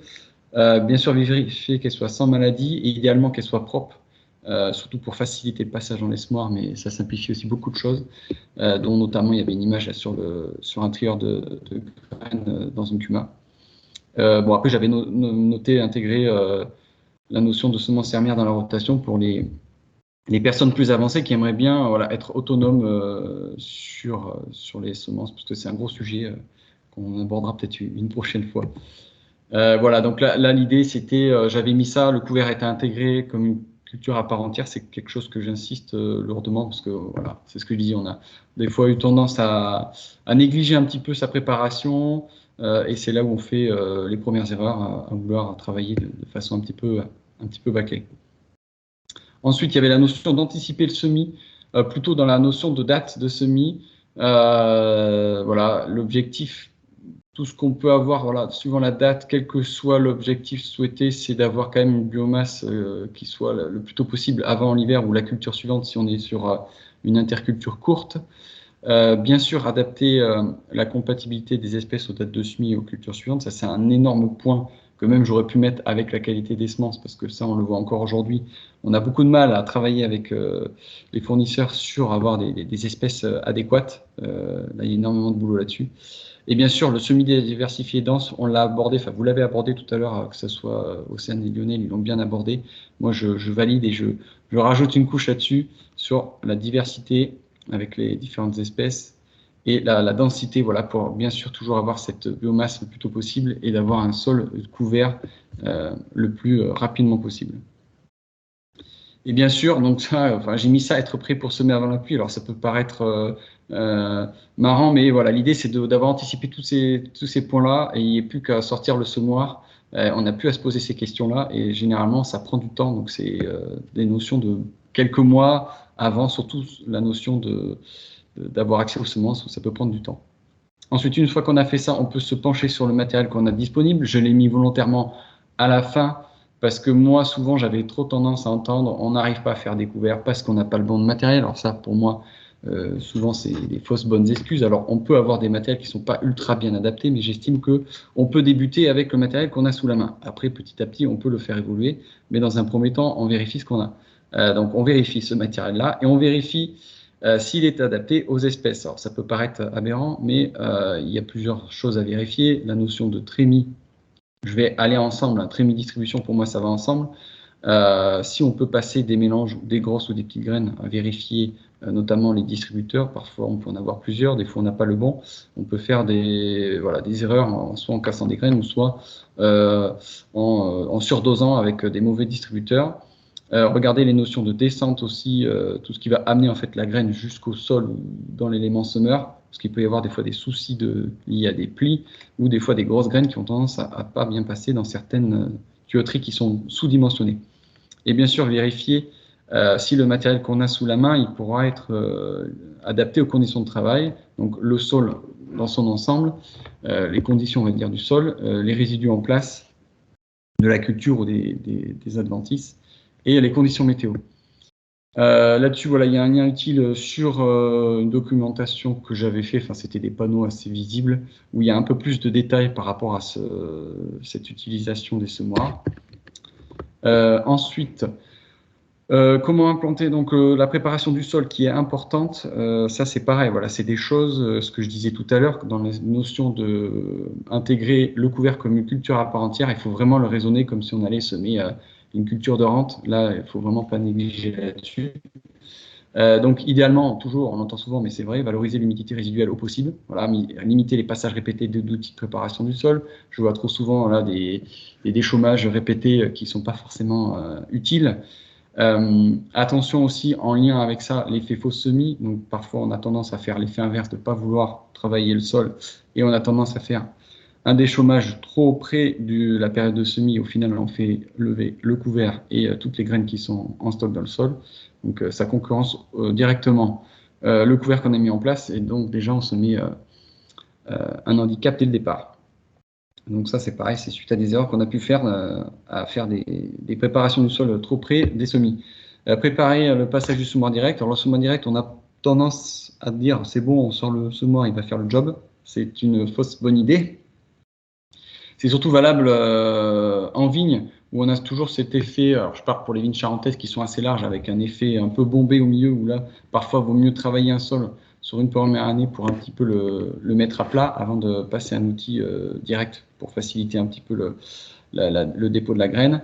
Et ça peut être aussi valable sur des outils de semoir direct châssis fixe où on va devoir avoir besoin d'un sol plat, surtout en grande culture, pour favoriser le dépôt de la graine et limiter un peu les écarts de profondeur de semis sur des grandes largeurs, notamment, on va dire 4-6 mètres et plus. Et bien sûr, sol propre et sans résidus végétaux importants ou rampants, c'est surtout valable pour les outils à dents. Là, on a une petite photo, je ne sais pas si on voit bien, mais il y avait surtout en vigne où on a des dents qui sont assez... On ne peut pas se permettre d'avoir des écartements entre dents importants, donc voilà, il faut penser à ça. Ensuite, sur le le dépôt de la graine à la bonne profondeur. Donc ça, c'est la question entre guillemets de à quelle taille, à quelle profondeur je dépose ma graine. Alors il y a des tableaux qui existent. Hein. Si on veut faire vraiment être pointilleux, on va vite se prendre la tête. Donc il faut quand même essayer de trouver la taille qui correspond bien suivant le mélange qu'on a à faire en fait. Donc il faut surtout vérifier la plus petite graine et la plus grosse et voir un petit peu la moyenne qu'on peut utiliser sur la profondeur. Et éventuellement, c'est pareil si vraiment il y a de gros écarts. Bien sûr, maîtriser les réglages du semoir, ça peut paraître bête, mais des fois, pensez à regarder les notices. On prend du temps, mais même moi, le premier qui a l'habitude, des fois, je me suis fait avoir. Sur des notions de réglage, il faut vérifier sur le sol à quoi correspond le réglage à la profondeur du semis, parce que des fois, il y a un décalage entre la notice et la réalité suivant le type de sol et la préparation qui a été faite avant. Et notamment, si on travaille sur du mulch aussi, on peut avoir un décalage entre ce qu'on avait prévu et le dépôt réel de la graine. Assurer un bon contact sur le graine, ça c'est hyper important. Vérifier la fermeture du sillon dans les semis directs, surtout si on a des sols qui ont tendance un peu à se tenir, ça ne ferme pas forcément bien. Et penser au rappui. Des fois, il vaut mieux repasser un coup de rouleau derrière pour assurer un bon contact, même si on a déjà une roue plombeuse derrière. Des fois, voilà, faut assurer le coup. On s'est fait avoir aussi là-dessus, où on avait un peu négligé le passage du rouleau et on avait fait les essais dans les deux cas et on avait vu que clairement le rouleau avait son importance. Toujours, je fais le lien avec cette documentation de tout à l'heure où on a ces notions-là. On va passer sur la partie destruction. Petite question, voilà, pour vous mettre un petit peu dans la thématique de la destruction. L'idée, moi, c'était juste pour voir un petit peu ce que vous avez tendance à conseiller pour ceux qui le font sur le type de destruction que vous conseillez auprès de vos viticulteurs, vos agriculteurs ou autres par rapport à ce qu'ils font. Alors, il y a beaucoup de possibilités. Hein. J'imagine que le pâturage, suivant certains cas, dans les vignes, c'est peut-être moins courant. C'est pour avoir une notion un petit peu de ce que vous faites sur le terrain. Du coup, ça continue un petit peu de bouger là. Donc pour l'instant, c'est les broyages résidus laissés en surface qui sont en tête. Et on a roulage, broyage, incorporation qui sont très proches l'un de l'autre, mais un petit peu en dessous. Pâturage, il y en a quand même pas mal finalement, et même si c'est dans une moindre mesure. Ça continue d'augmenter, mais les proportions ne changent pas globalement.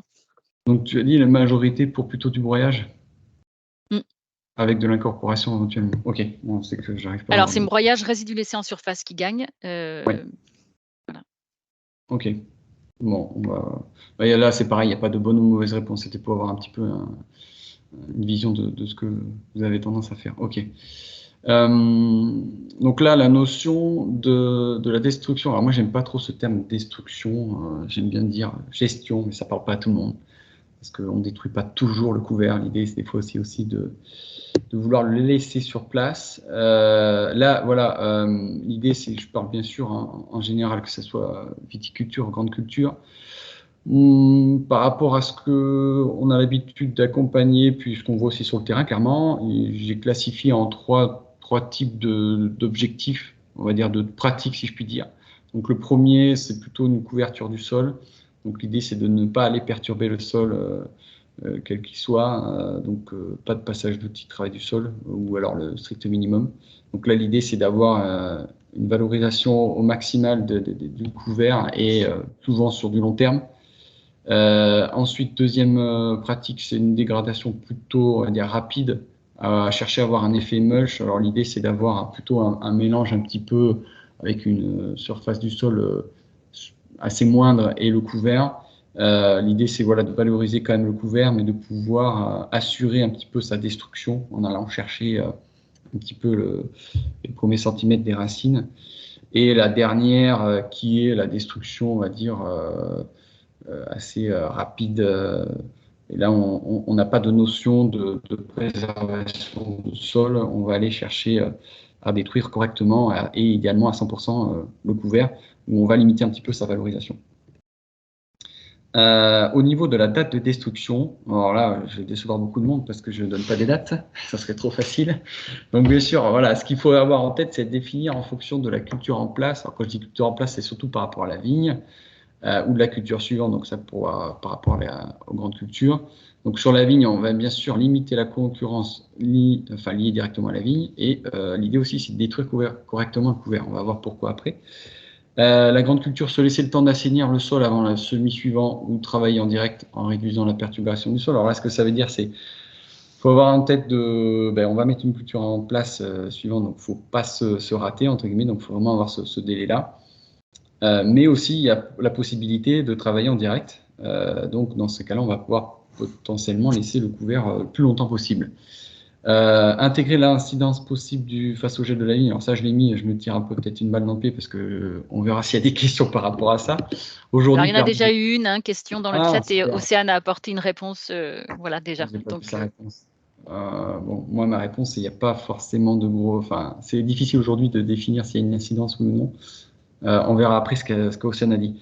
Adapter en fonction de l'outil de destruction disponible. Alors, j'aurais dû la mettre dès le départ plutôt celle-là parce que ça paraît bête, mais suivant les conditions météo ou autres, si on a un outil où on va devoir être forcé de travailler le sol, on va bien sûr anticiper le passage pour éviter de se laisser coincer et d'avoir un couvert qu'on n'arrivera pas du tout à gérer. Là, c'était la petite diapo que j'avais intégrée, que Océane avait faite, qui me semblait intéressante pour avoir un visuel sur la partie vigne. Quand est-ce qu'on peut détruire le couvert? Je te laisse la commenter. Alors, c'est qu'on ne la voit pas apparaître, nous, Nicolas, à l'écran. Ah, ça y est, elle est arrivée. Ah, désolé, il y a un décalage. Oui, en fait, c'est que le mode de destruction va dépendre de l'objectif. Et en viticulture, en fait, même en culture pérenne de façon générale, on a plusieurs options. Soit si on cherche plutôt à avoir un effet, maximiser les restitutions rapidement, on va plutôt détruire précocement avant que les couverts atteignent, quand ils sont à floraison ou tout juste, dans l'idée de les incorporer ensuite. Pour qu'on ait encore de la matière assez fraîche et qui restitue des éléments plutôt riches en azote, par exemple. Mais si on cherche plutôt une couverture pour un objectif de protection du sol et qu'on cherche plutôt le côté effet structurant, effet protection, ça va être objectif paillage, où là, ça va plutôt être avec un système de roulage, donc par exemple rouleau faca. Et où là, dans ces cas-là, en fait, les restitutions, alors il y aura toujours de la restitution, mais la dégradation sera beaucoup plus longue. Et surtout, ce ne sera pas du tout la même nature puisque les couverts sont arrivés au bout de leur cycle et on aura des matières un peu plus stables. Voilà, pour compléter très simplement. Et pour revenir sur le gel, oui, j'avais les mêmes conclusions que toi. En fait, pour aujourd'hui, il n'y a pas de consensus, on observe de tout. Je valide la réponse que Océane vous a faite. J'étais en train de la lire en même temps, j'en ai profité. Voilà, c'est ce que je disais. Voilà, des fois, il vaut mieux ne rien faire que de vouloir travailler précipitamment un couvert, soit le détruire par le broyeur ou autre, avec ce risque-là de relarguer de l'humidité. Voilà, je valide ça. On va poursuivre. Donc là, c'était des notions d'itinéraire possible pour vous donner un petit peu des idées. Ça ne veut pas dire qu'il faut faire ça absolument ou ne pas faire ça. Il y a tellement de possibilités. Donc là, l'idée d'avoir un exemple avec une couverture sur le long terme. Donc là, l'idée, c'est de sécuriser le semis parce qu'en fait, on va tout jouer sur la réussite du couvert avec ce genre de pratique. Il ne faut pas se voiler la face là-dessus. Donc, il faut respecter ce que je dis tout à l'heure. Donc, essayer d'avoir un semis assez précoce après la culture précédente. Alors, privilégier le semis direct, voilà, c'est l'idée, c'est de valoriser un maximum l'humidité en place. Ça ne veut pas dire qu'il faut absolument le faire. On peut faire un déchômage superficiel aussi, ça peut être utile.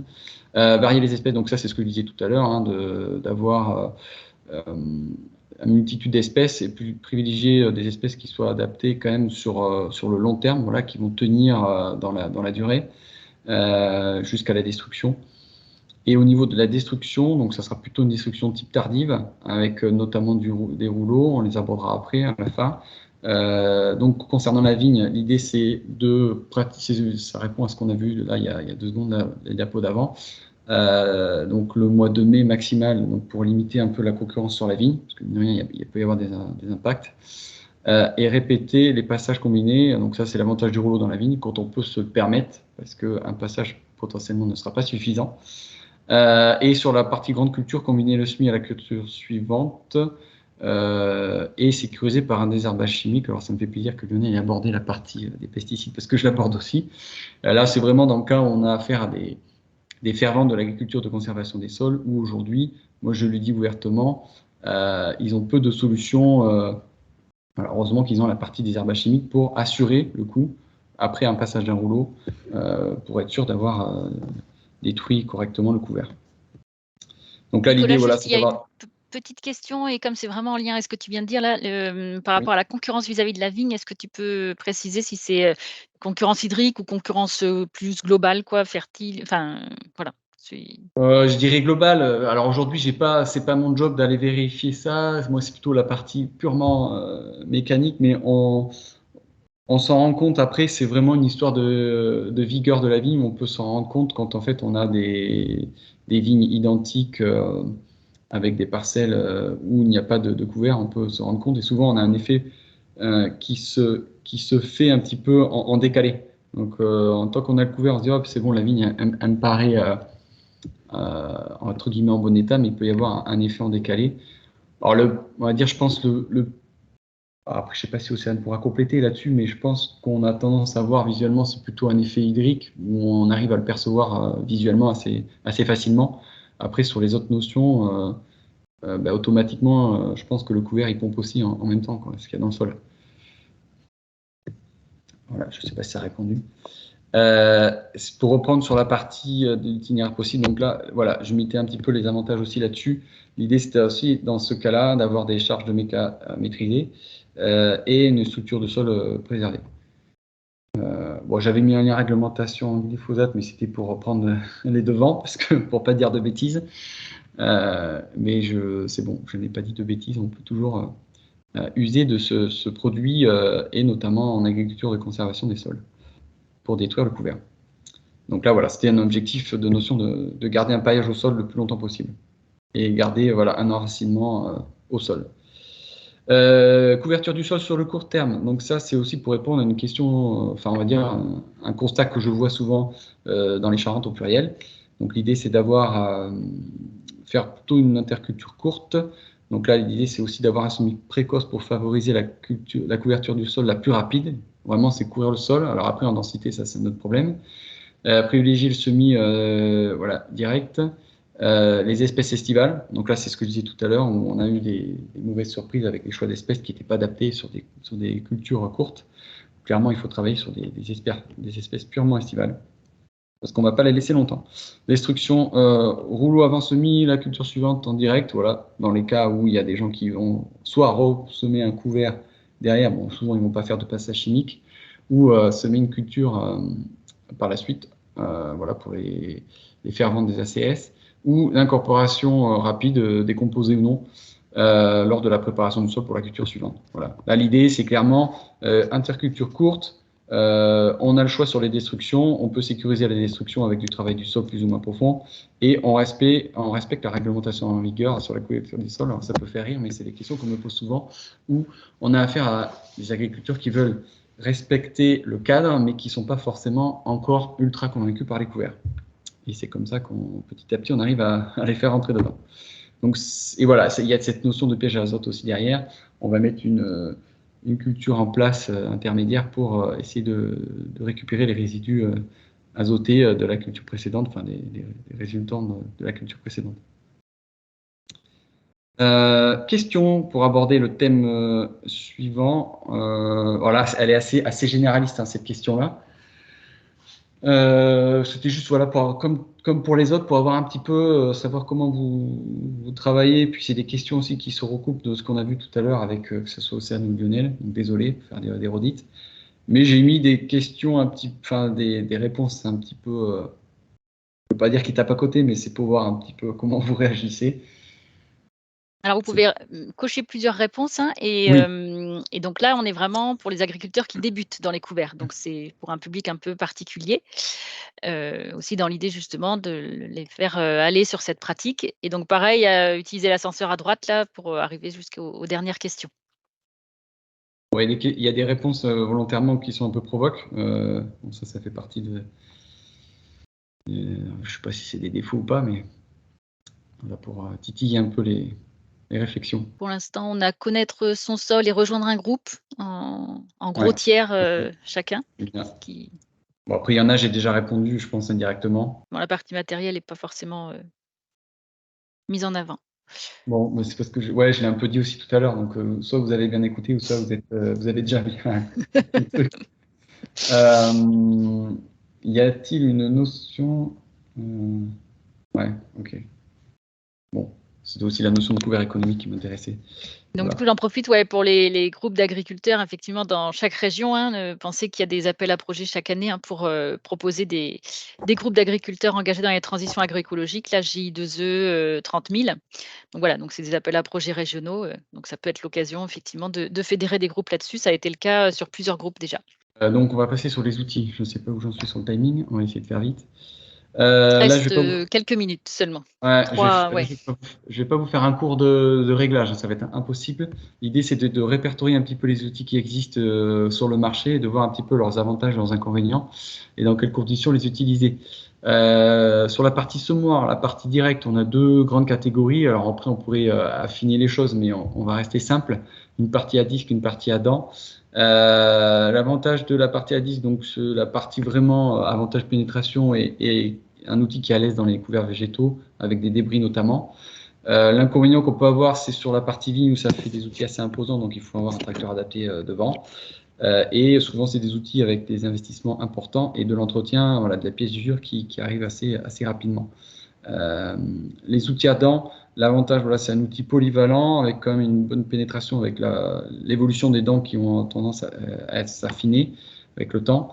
Risque de bourrage, surtout sur des outils plutôt viti où on a peu d'écartement entre dents. Remonter des pierres dans certaines parcelles et prévoir un outil de rappui dans certains cas d'outils où derrière ils ne sont pas assez équipés, on va dire, de rappui. Semoir classique rapidement, hein. Ça c'est vraiment pour dire vous pouvez l'utiliser. Voilà, bonne régularité de semis. Bon, après il faut travailler en amont, il faut penser au rappui. Les semoirs intégrés, donc que ce soit herse rotative, outils à dents des chômeurs, que ce soit grande culture ou viti. L'avantage, voilà, c'est qu'en un seul passage, on fait le semis. On peut le combiner à un outil déjà présent. C'est surtout très valable pour les vignes où des fois on est obligé d'acheter un semoir spécifique. On n'est pas toujours obligé, on peut l'adapter sur un outil existant. Après, voilà, c'est difficile de gérer dans certains cas, surtout sur du déchômeur, la notion de profondeur, régularité, espacement. On va être obligé de travailler le sol, donc on va assécher la surface du sol et anticiper le rappui dans certains cas. Semis à la volée, alors je ne voulais pas l'aborder, mais je l'ai rajouté. Pour faire simple, ça c'est surtout valable en grande culture. Nous, ce qu'on a essayé, au-delà de 20 mètres, on va être vite limité suivant les espèces. L'avantage, ça va être le débit de chantier. En viti, j'en parle même pas parce que à ne pas faire. On avait surtout fait ça dans la culture en place, donc on n'avait pas passé d'outils de travail du sol derrière. C'était vraiment pour semer un couvert dans une culture en place, mais c'était vraiment dans des conditions très spécifiques, si vous lisez en bas, avec une terre vraiment adaptée et de passer avant la pluie. Alors ça a eu des bons résultats, mais c'est assez aléatoire. Voilà. On pourra aborder en détail si vous voulez par la suite. La partie destruction, qu'est-ce qu'on peut utiliser? Donc des chômeurs à disque indépendants. Donc là, c'est dans le cas où on va faire une incorporation plus ou moins directe, parce qu'automatiquement, on va travailler le sol. Donc l'avantage, c'est un outil polyvalent qui est souvent présent sur les exploitations. Ça fait quand même une très bonne destruction, parce qu'on va aller travailler quand même le sol en profondeur. Attention, le denterrage, c'est surtout valable pour les vignes, où souvent, c'est des outils où il y a des denterrages en amont, et parfois, ça pose problème, donc il vaut mieux les enlever ou en garder qu'une, parce qu'après, ça tient l'outil aussi. Et bien sûr, on est obligé de travailler le sol. Les outils des chômeurs à dents, scalpers, ça c'est surtout valable en grande culture. En viti, on n'en a pas utilisé, puis c'est pas compatible entre guillemets.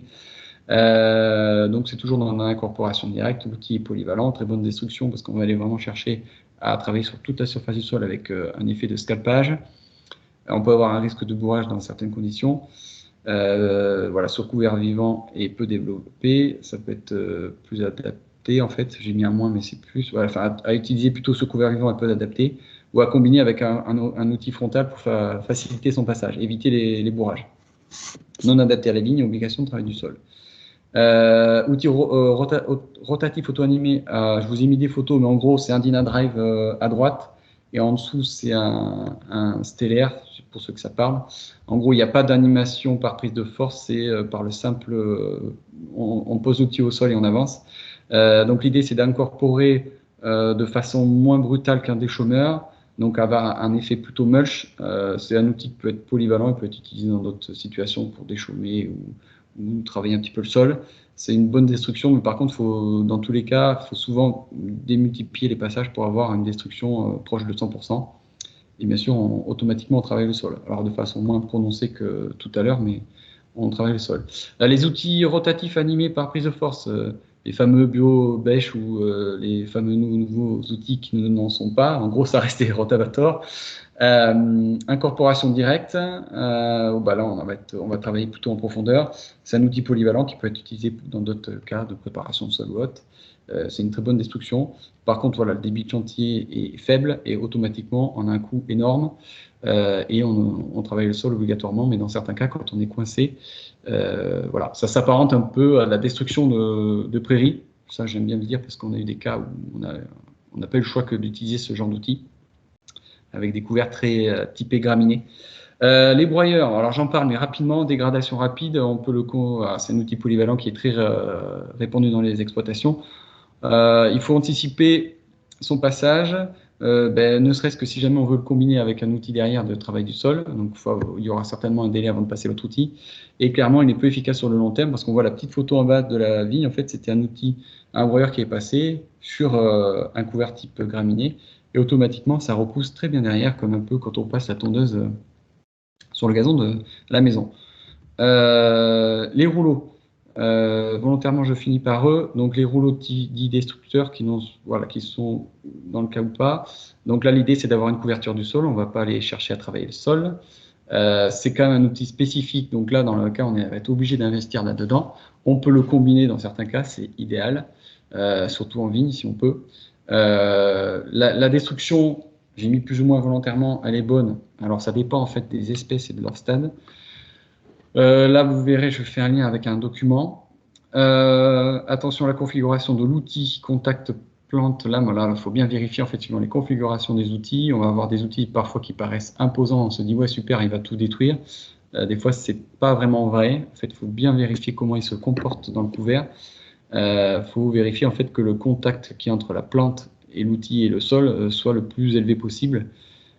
Et surtout quand on a affaire à des couverts très très peu développés. Parfois, ce genre d'outils ne vont être pas du tout efficaces. Autant sortir un broyeur dans ces cas-là. Donc, c'est pour ça, je précise, dernier point, sécuriser la destruction par un désherbage chimique. C'est ce qui se fait couramment en grande culture dans des cas où on veut laisser un paillage sur place. Il y a toujours, parfois, un petit passage chimique vraiment bien ajusté pour assurer le coup. Parce qu'on ne peut pas se permettre de repasser cet outil plusieurs fois, alors que l'avantage en vigne, on peut se permettre de multiplier les passages avec une combinaison d'outils tractés ou portés derrière. Voilà, donc là je fais un lien avec un bilan que j'avais fait sur des outils Viti. Alors ça peut être, pour moi c'est valable aussi en grande culture, hein. C'est que là j'avais eu l'occasion, j'avais beaucoup de données, avec une notion de comment travailler avec ces outils-là. J'ai pris le risque de nommer des marques et des modèles. Alors depuis, ça a évolué, hein, il y a eu des nouveaux outils qui sont arrivés, mais il faut avoir toujours cette notion de vérifier le contact de l'outil tranchant, entre guillemets plus ou moins tranchant, avec le couvert et le sol. Donc indirectement le poids de l'outil. Voilà, je ne sais pas où j'en suis. 52, parfait. Merci à tous. Alors merci Nicolas, et tu as beaucoup de questions, donc je pense qu'on ne pourra pas répondre à tout. Donc du coup, je te propose qu'on démarre tout de suite. Il y a des questions sur le roulage. Alors il y a à la fois une remarque sur l'efficacité du rouleau sur des couverts déjà lignifiés, qu'apparemment donc un participant qui nous partage le fait qu'on a eu des moutardes arrivées à graines en Bretagne sur des semis de juillet après petit pois ou de fin juillet au drone avant récolte du blé. Et voilà. Donc, je ne sais pas si tu veux réagir et je te donne, tant que j'y suis, la question sur le roulage. Est-ce que combiner un rouleau avant plus un déchômeur permet-il un bon travail du rouleau, sachant que la vitesse d'avancement va être limitée par le déchômeur? Tout dépend, pour la dernière question, tout dépend de la technologie du déchômeur. Alors, si c'est un déchômeur à disque,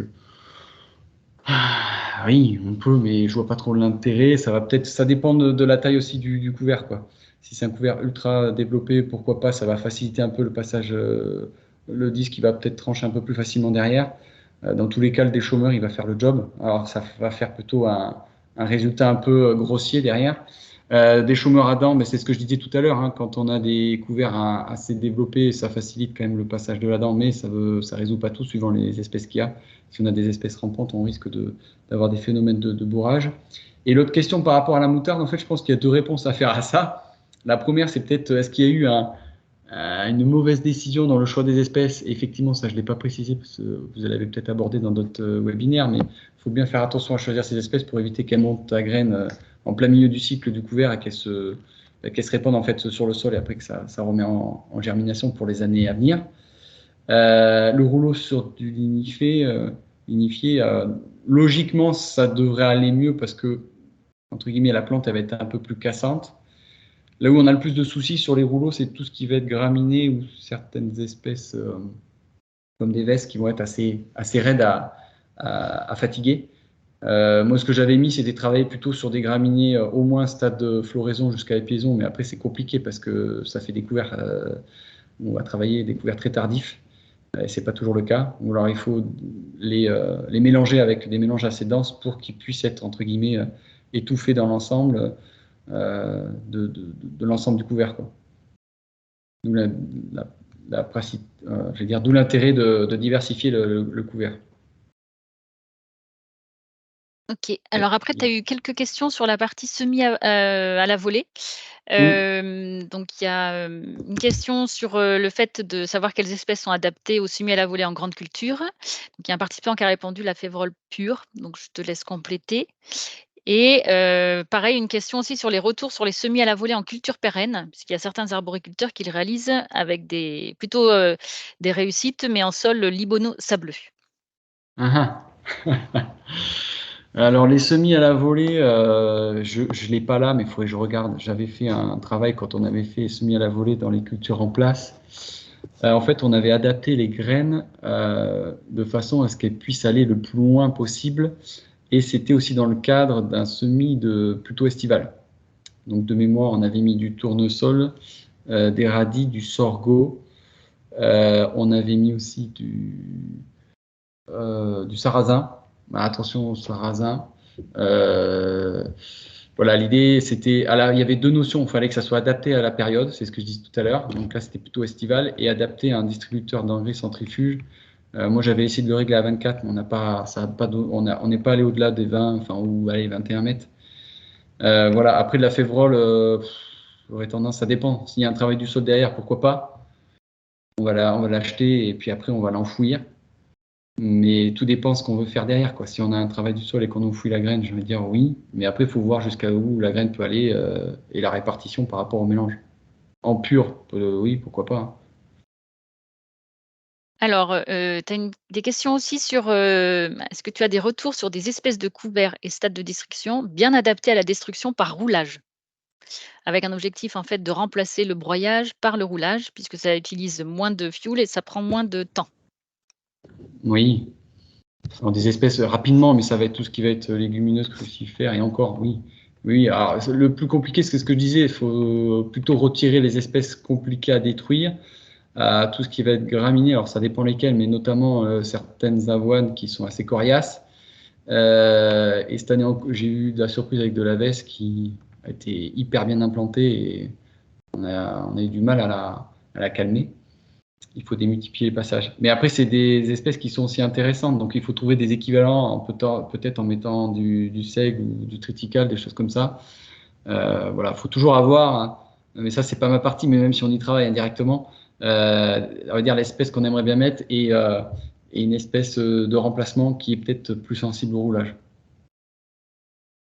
Voilà, plutôt éviter les graminées, les avoines, c'est assez raide. Est-ce que tu as connaissance de travaux sur la décompaction des sols mécaniquement, donc quel type de dents et profondeur, pour un meilleur enracinement des couverts et que ceux-ci poursuivent un peu le travail mécanique? Alors, connaissance au travail, non, mais je peux répondre parce qu'on y travaille. L'idée, nous, on travaille beaucoup avec des profils 3D pour compléter un peu ce qu'on a vu tout à l'heure. L'idée, c'est d'aller voir un petit peu la zone de compaction et surtout, ça répond à ce que disait Lionel, hein, c'est vrai qu'il y a beaucoup de couverts, on pense qu'ils peuvent ils peuvent décompacter entre guillemets, ce qui n'est pas toujours vrai ou pas si évident que ça. Même moi, je ne suis pas très fervent à dire il faut démultiplier les passages, mais dans certains cas, oui, c'est bien de décompacter mécaniquement. Et l'idée, c'est d'aller trouver une dent qui passe au-dessous la zone qui est compactée et aller chercher à 10 cm en dessous. Après, il faut voir où c'est, parce que s'il faut aller chercher loin, automatiquement, on sort un peu la grosse artillerie. Et après, c'est au choix, hein, ça dépend la dent qu'on veut prendre. Si on a, notamment sur des vignes, on va essayer plutôt d'avoir des dents droites pour éviter d'aller trop chatouiller les racines de la vigne, parce qu'elle ne va pas forcément trop aimer. Bon, elle va s'en remettre. Mais voilà, il faut faire attention à tout ça. Il faut passer en dessous, on va dire, la semelle. Et je dis, voilà, je dis pas qu'il ne faut pas le faire. Des fois, on a trop tendance à dire, comme j'ai vu la question sur le fameux radis structurator, qui pour moi, voilà, c'est des choses qu'on a entendues, mais c'est pas forcément vrai. Au mieux, des fois, passer un outil, effectivement, pour faciliter un peu le passage éventuel des racines des couverts. Alors, on va encore faire 2-3 questions, puis après on passera à la conclusion. Oui. Pensez-vous que les outils animés type herse rotative et rotavator abîment les graines lorsqu'on les utilise avec un semoir type trémie installé sur le dessus de l'appareil?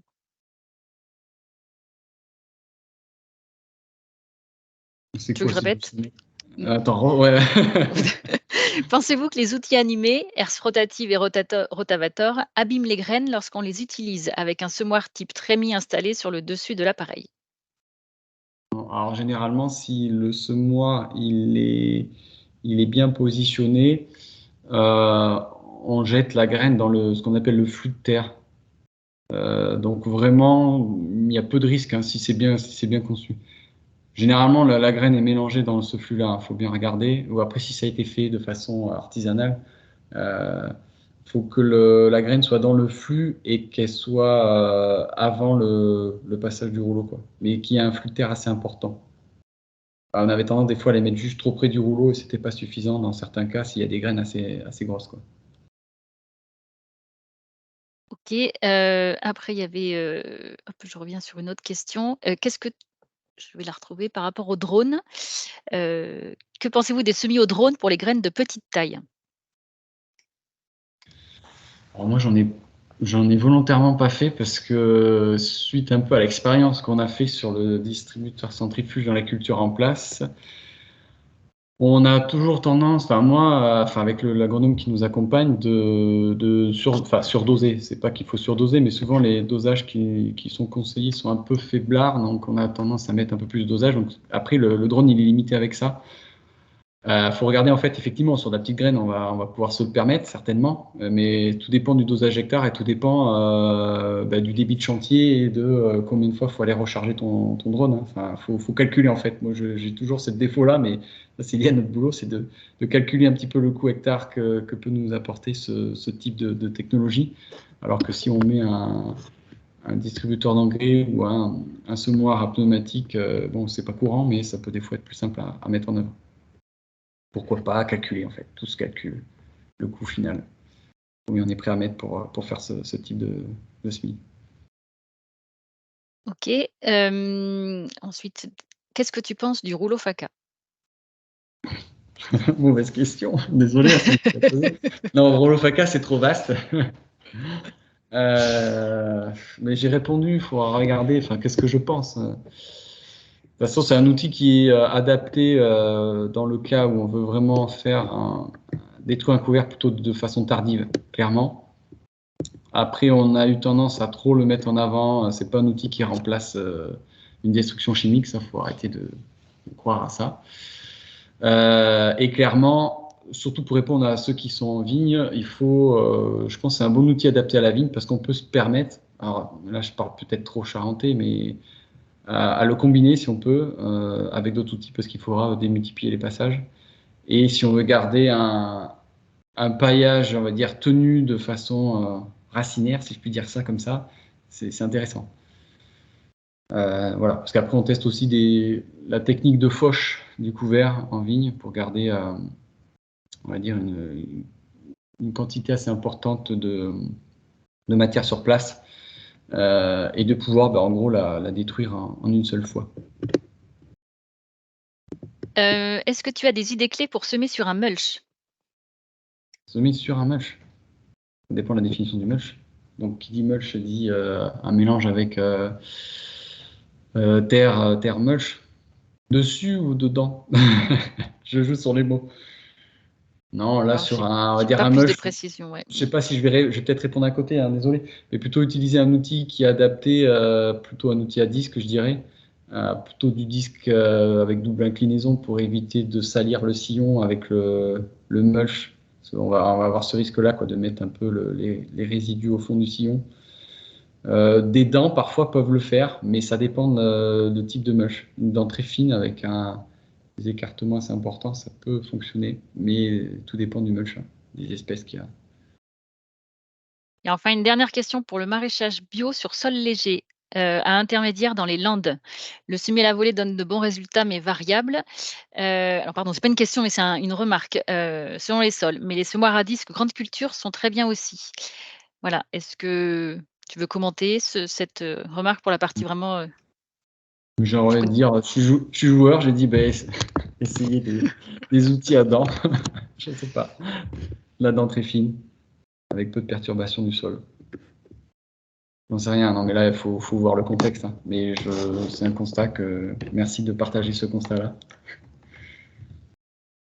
Bon bah, OK et bah, vu l'heure, je vous propose, d'arrêter la séquence de questions-réponses.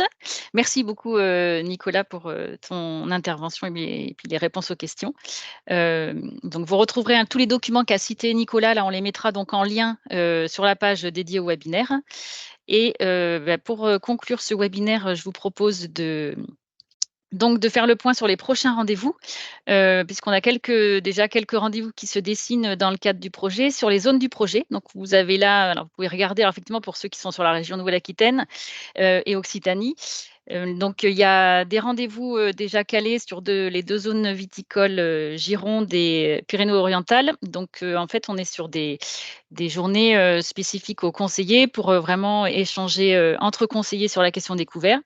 Donc, en janvier sur la Gironde avec donc, un focus vraiment sur le choix des couverts, les espèces, les mélanges et puis, avec des échanges à la parcelle et donc, à Rivesaltes, donc vous pouvez noter la date déjà, le 14 décembre donc ce sera au lycée agricole avec, bah, une présentation un petit peu du projet Adoptae et puis une visite de vitrine, de couverts végétaux.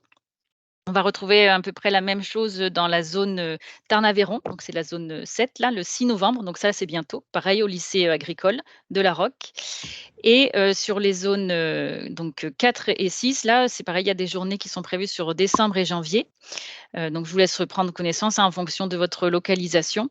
Donc voilà, on essaye d'organiser des ateliers d'échange présentiels, donc qui vous permettront à la fois d'échanger sur le terrain et puis sur vos pratiques, aussi bien, sur l'accompagnement aussi que vous faites dans le cadre de votre conseil, que sur vraiment la partie, purement agronomique, découvert.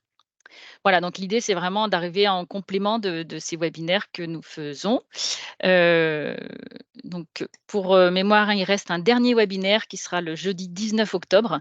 Voilà, vous avez dû, voir les informations passer depuis un certain temps, donc il y a déjà pas mal d'inscrits et donc ils seront axés sur la régulation des adventices et sur la biofumigation. Donc voilà, donc on aura 2 intervenants sur le sujet et donc vous pouvez bien sûr voir le replay, du premier webinaire déjà sur la page dédiée. Donc on l'a remis, hein, dans le chat plusieurs fois et puis aussi, vous avez, bah, le replay du webinaire d'aujourd'hui qui vous sera, bientôt mis en ligne et on va mettre déjà les documents. Voilà. Donc, je vois qu'il y a encore des éléments, hein, dans le chat. En tout cas, on vous remercie beaucoup pour votre participation et puis donc, on se permettra de vous envoyer un petit questionnaire d'évaluation, hein, donc ceux qui avaient suivi le premier webinaire, vous l'aviez déjà reçu, donc on fait pareil pour le deuxième. Ça pour nous aider du coup à, ben, voilà, à savoir, si on a répondu à vos attentes et puis, à organiser les prochains webinaires. On prévoit d'autres, cycles de webinaires, sur l'année 2024, donc ça nous aidera aussi pour ça. Merci à tous pour votre participation et d'avoir joué le jeu des sondages, et des questions et puis, à très bientôt dans Adoptae. Merci.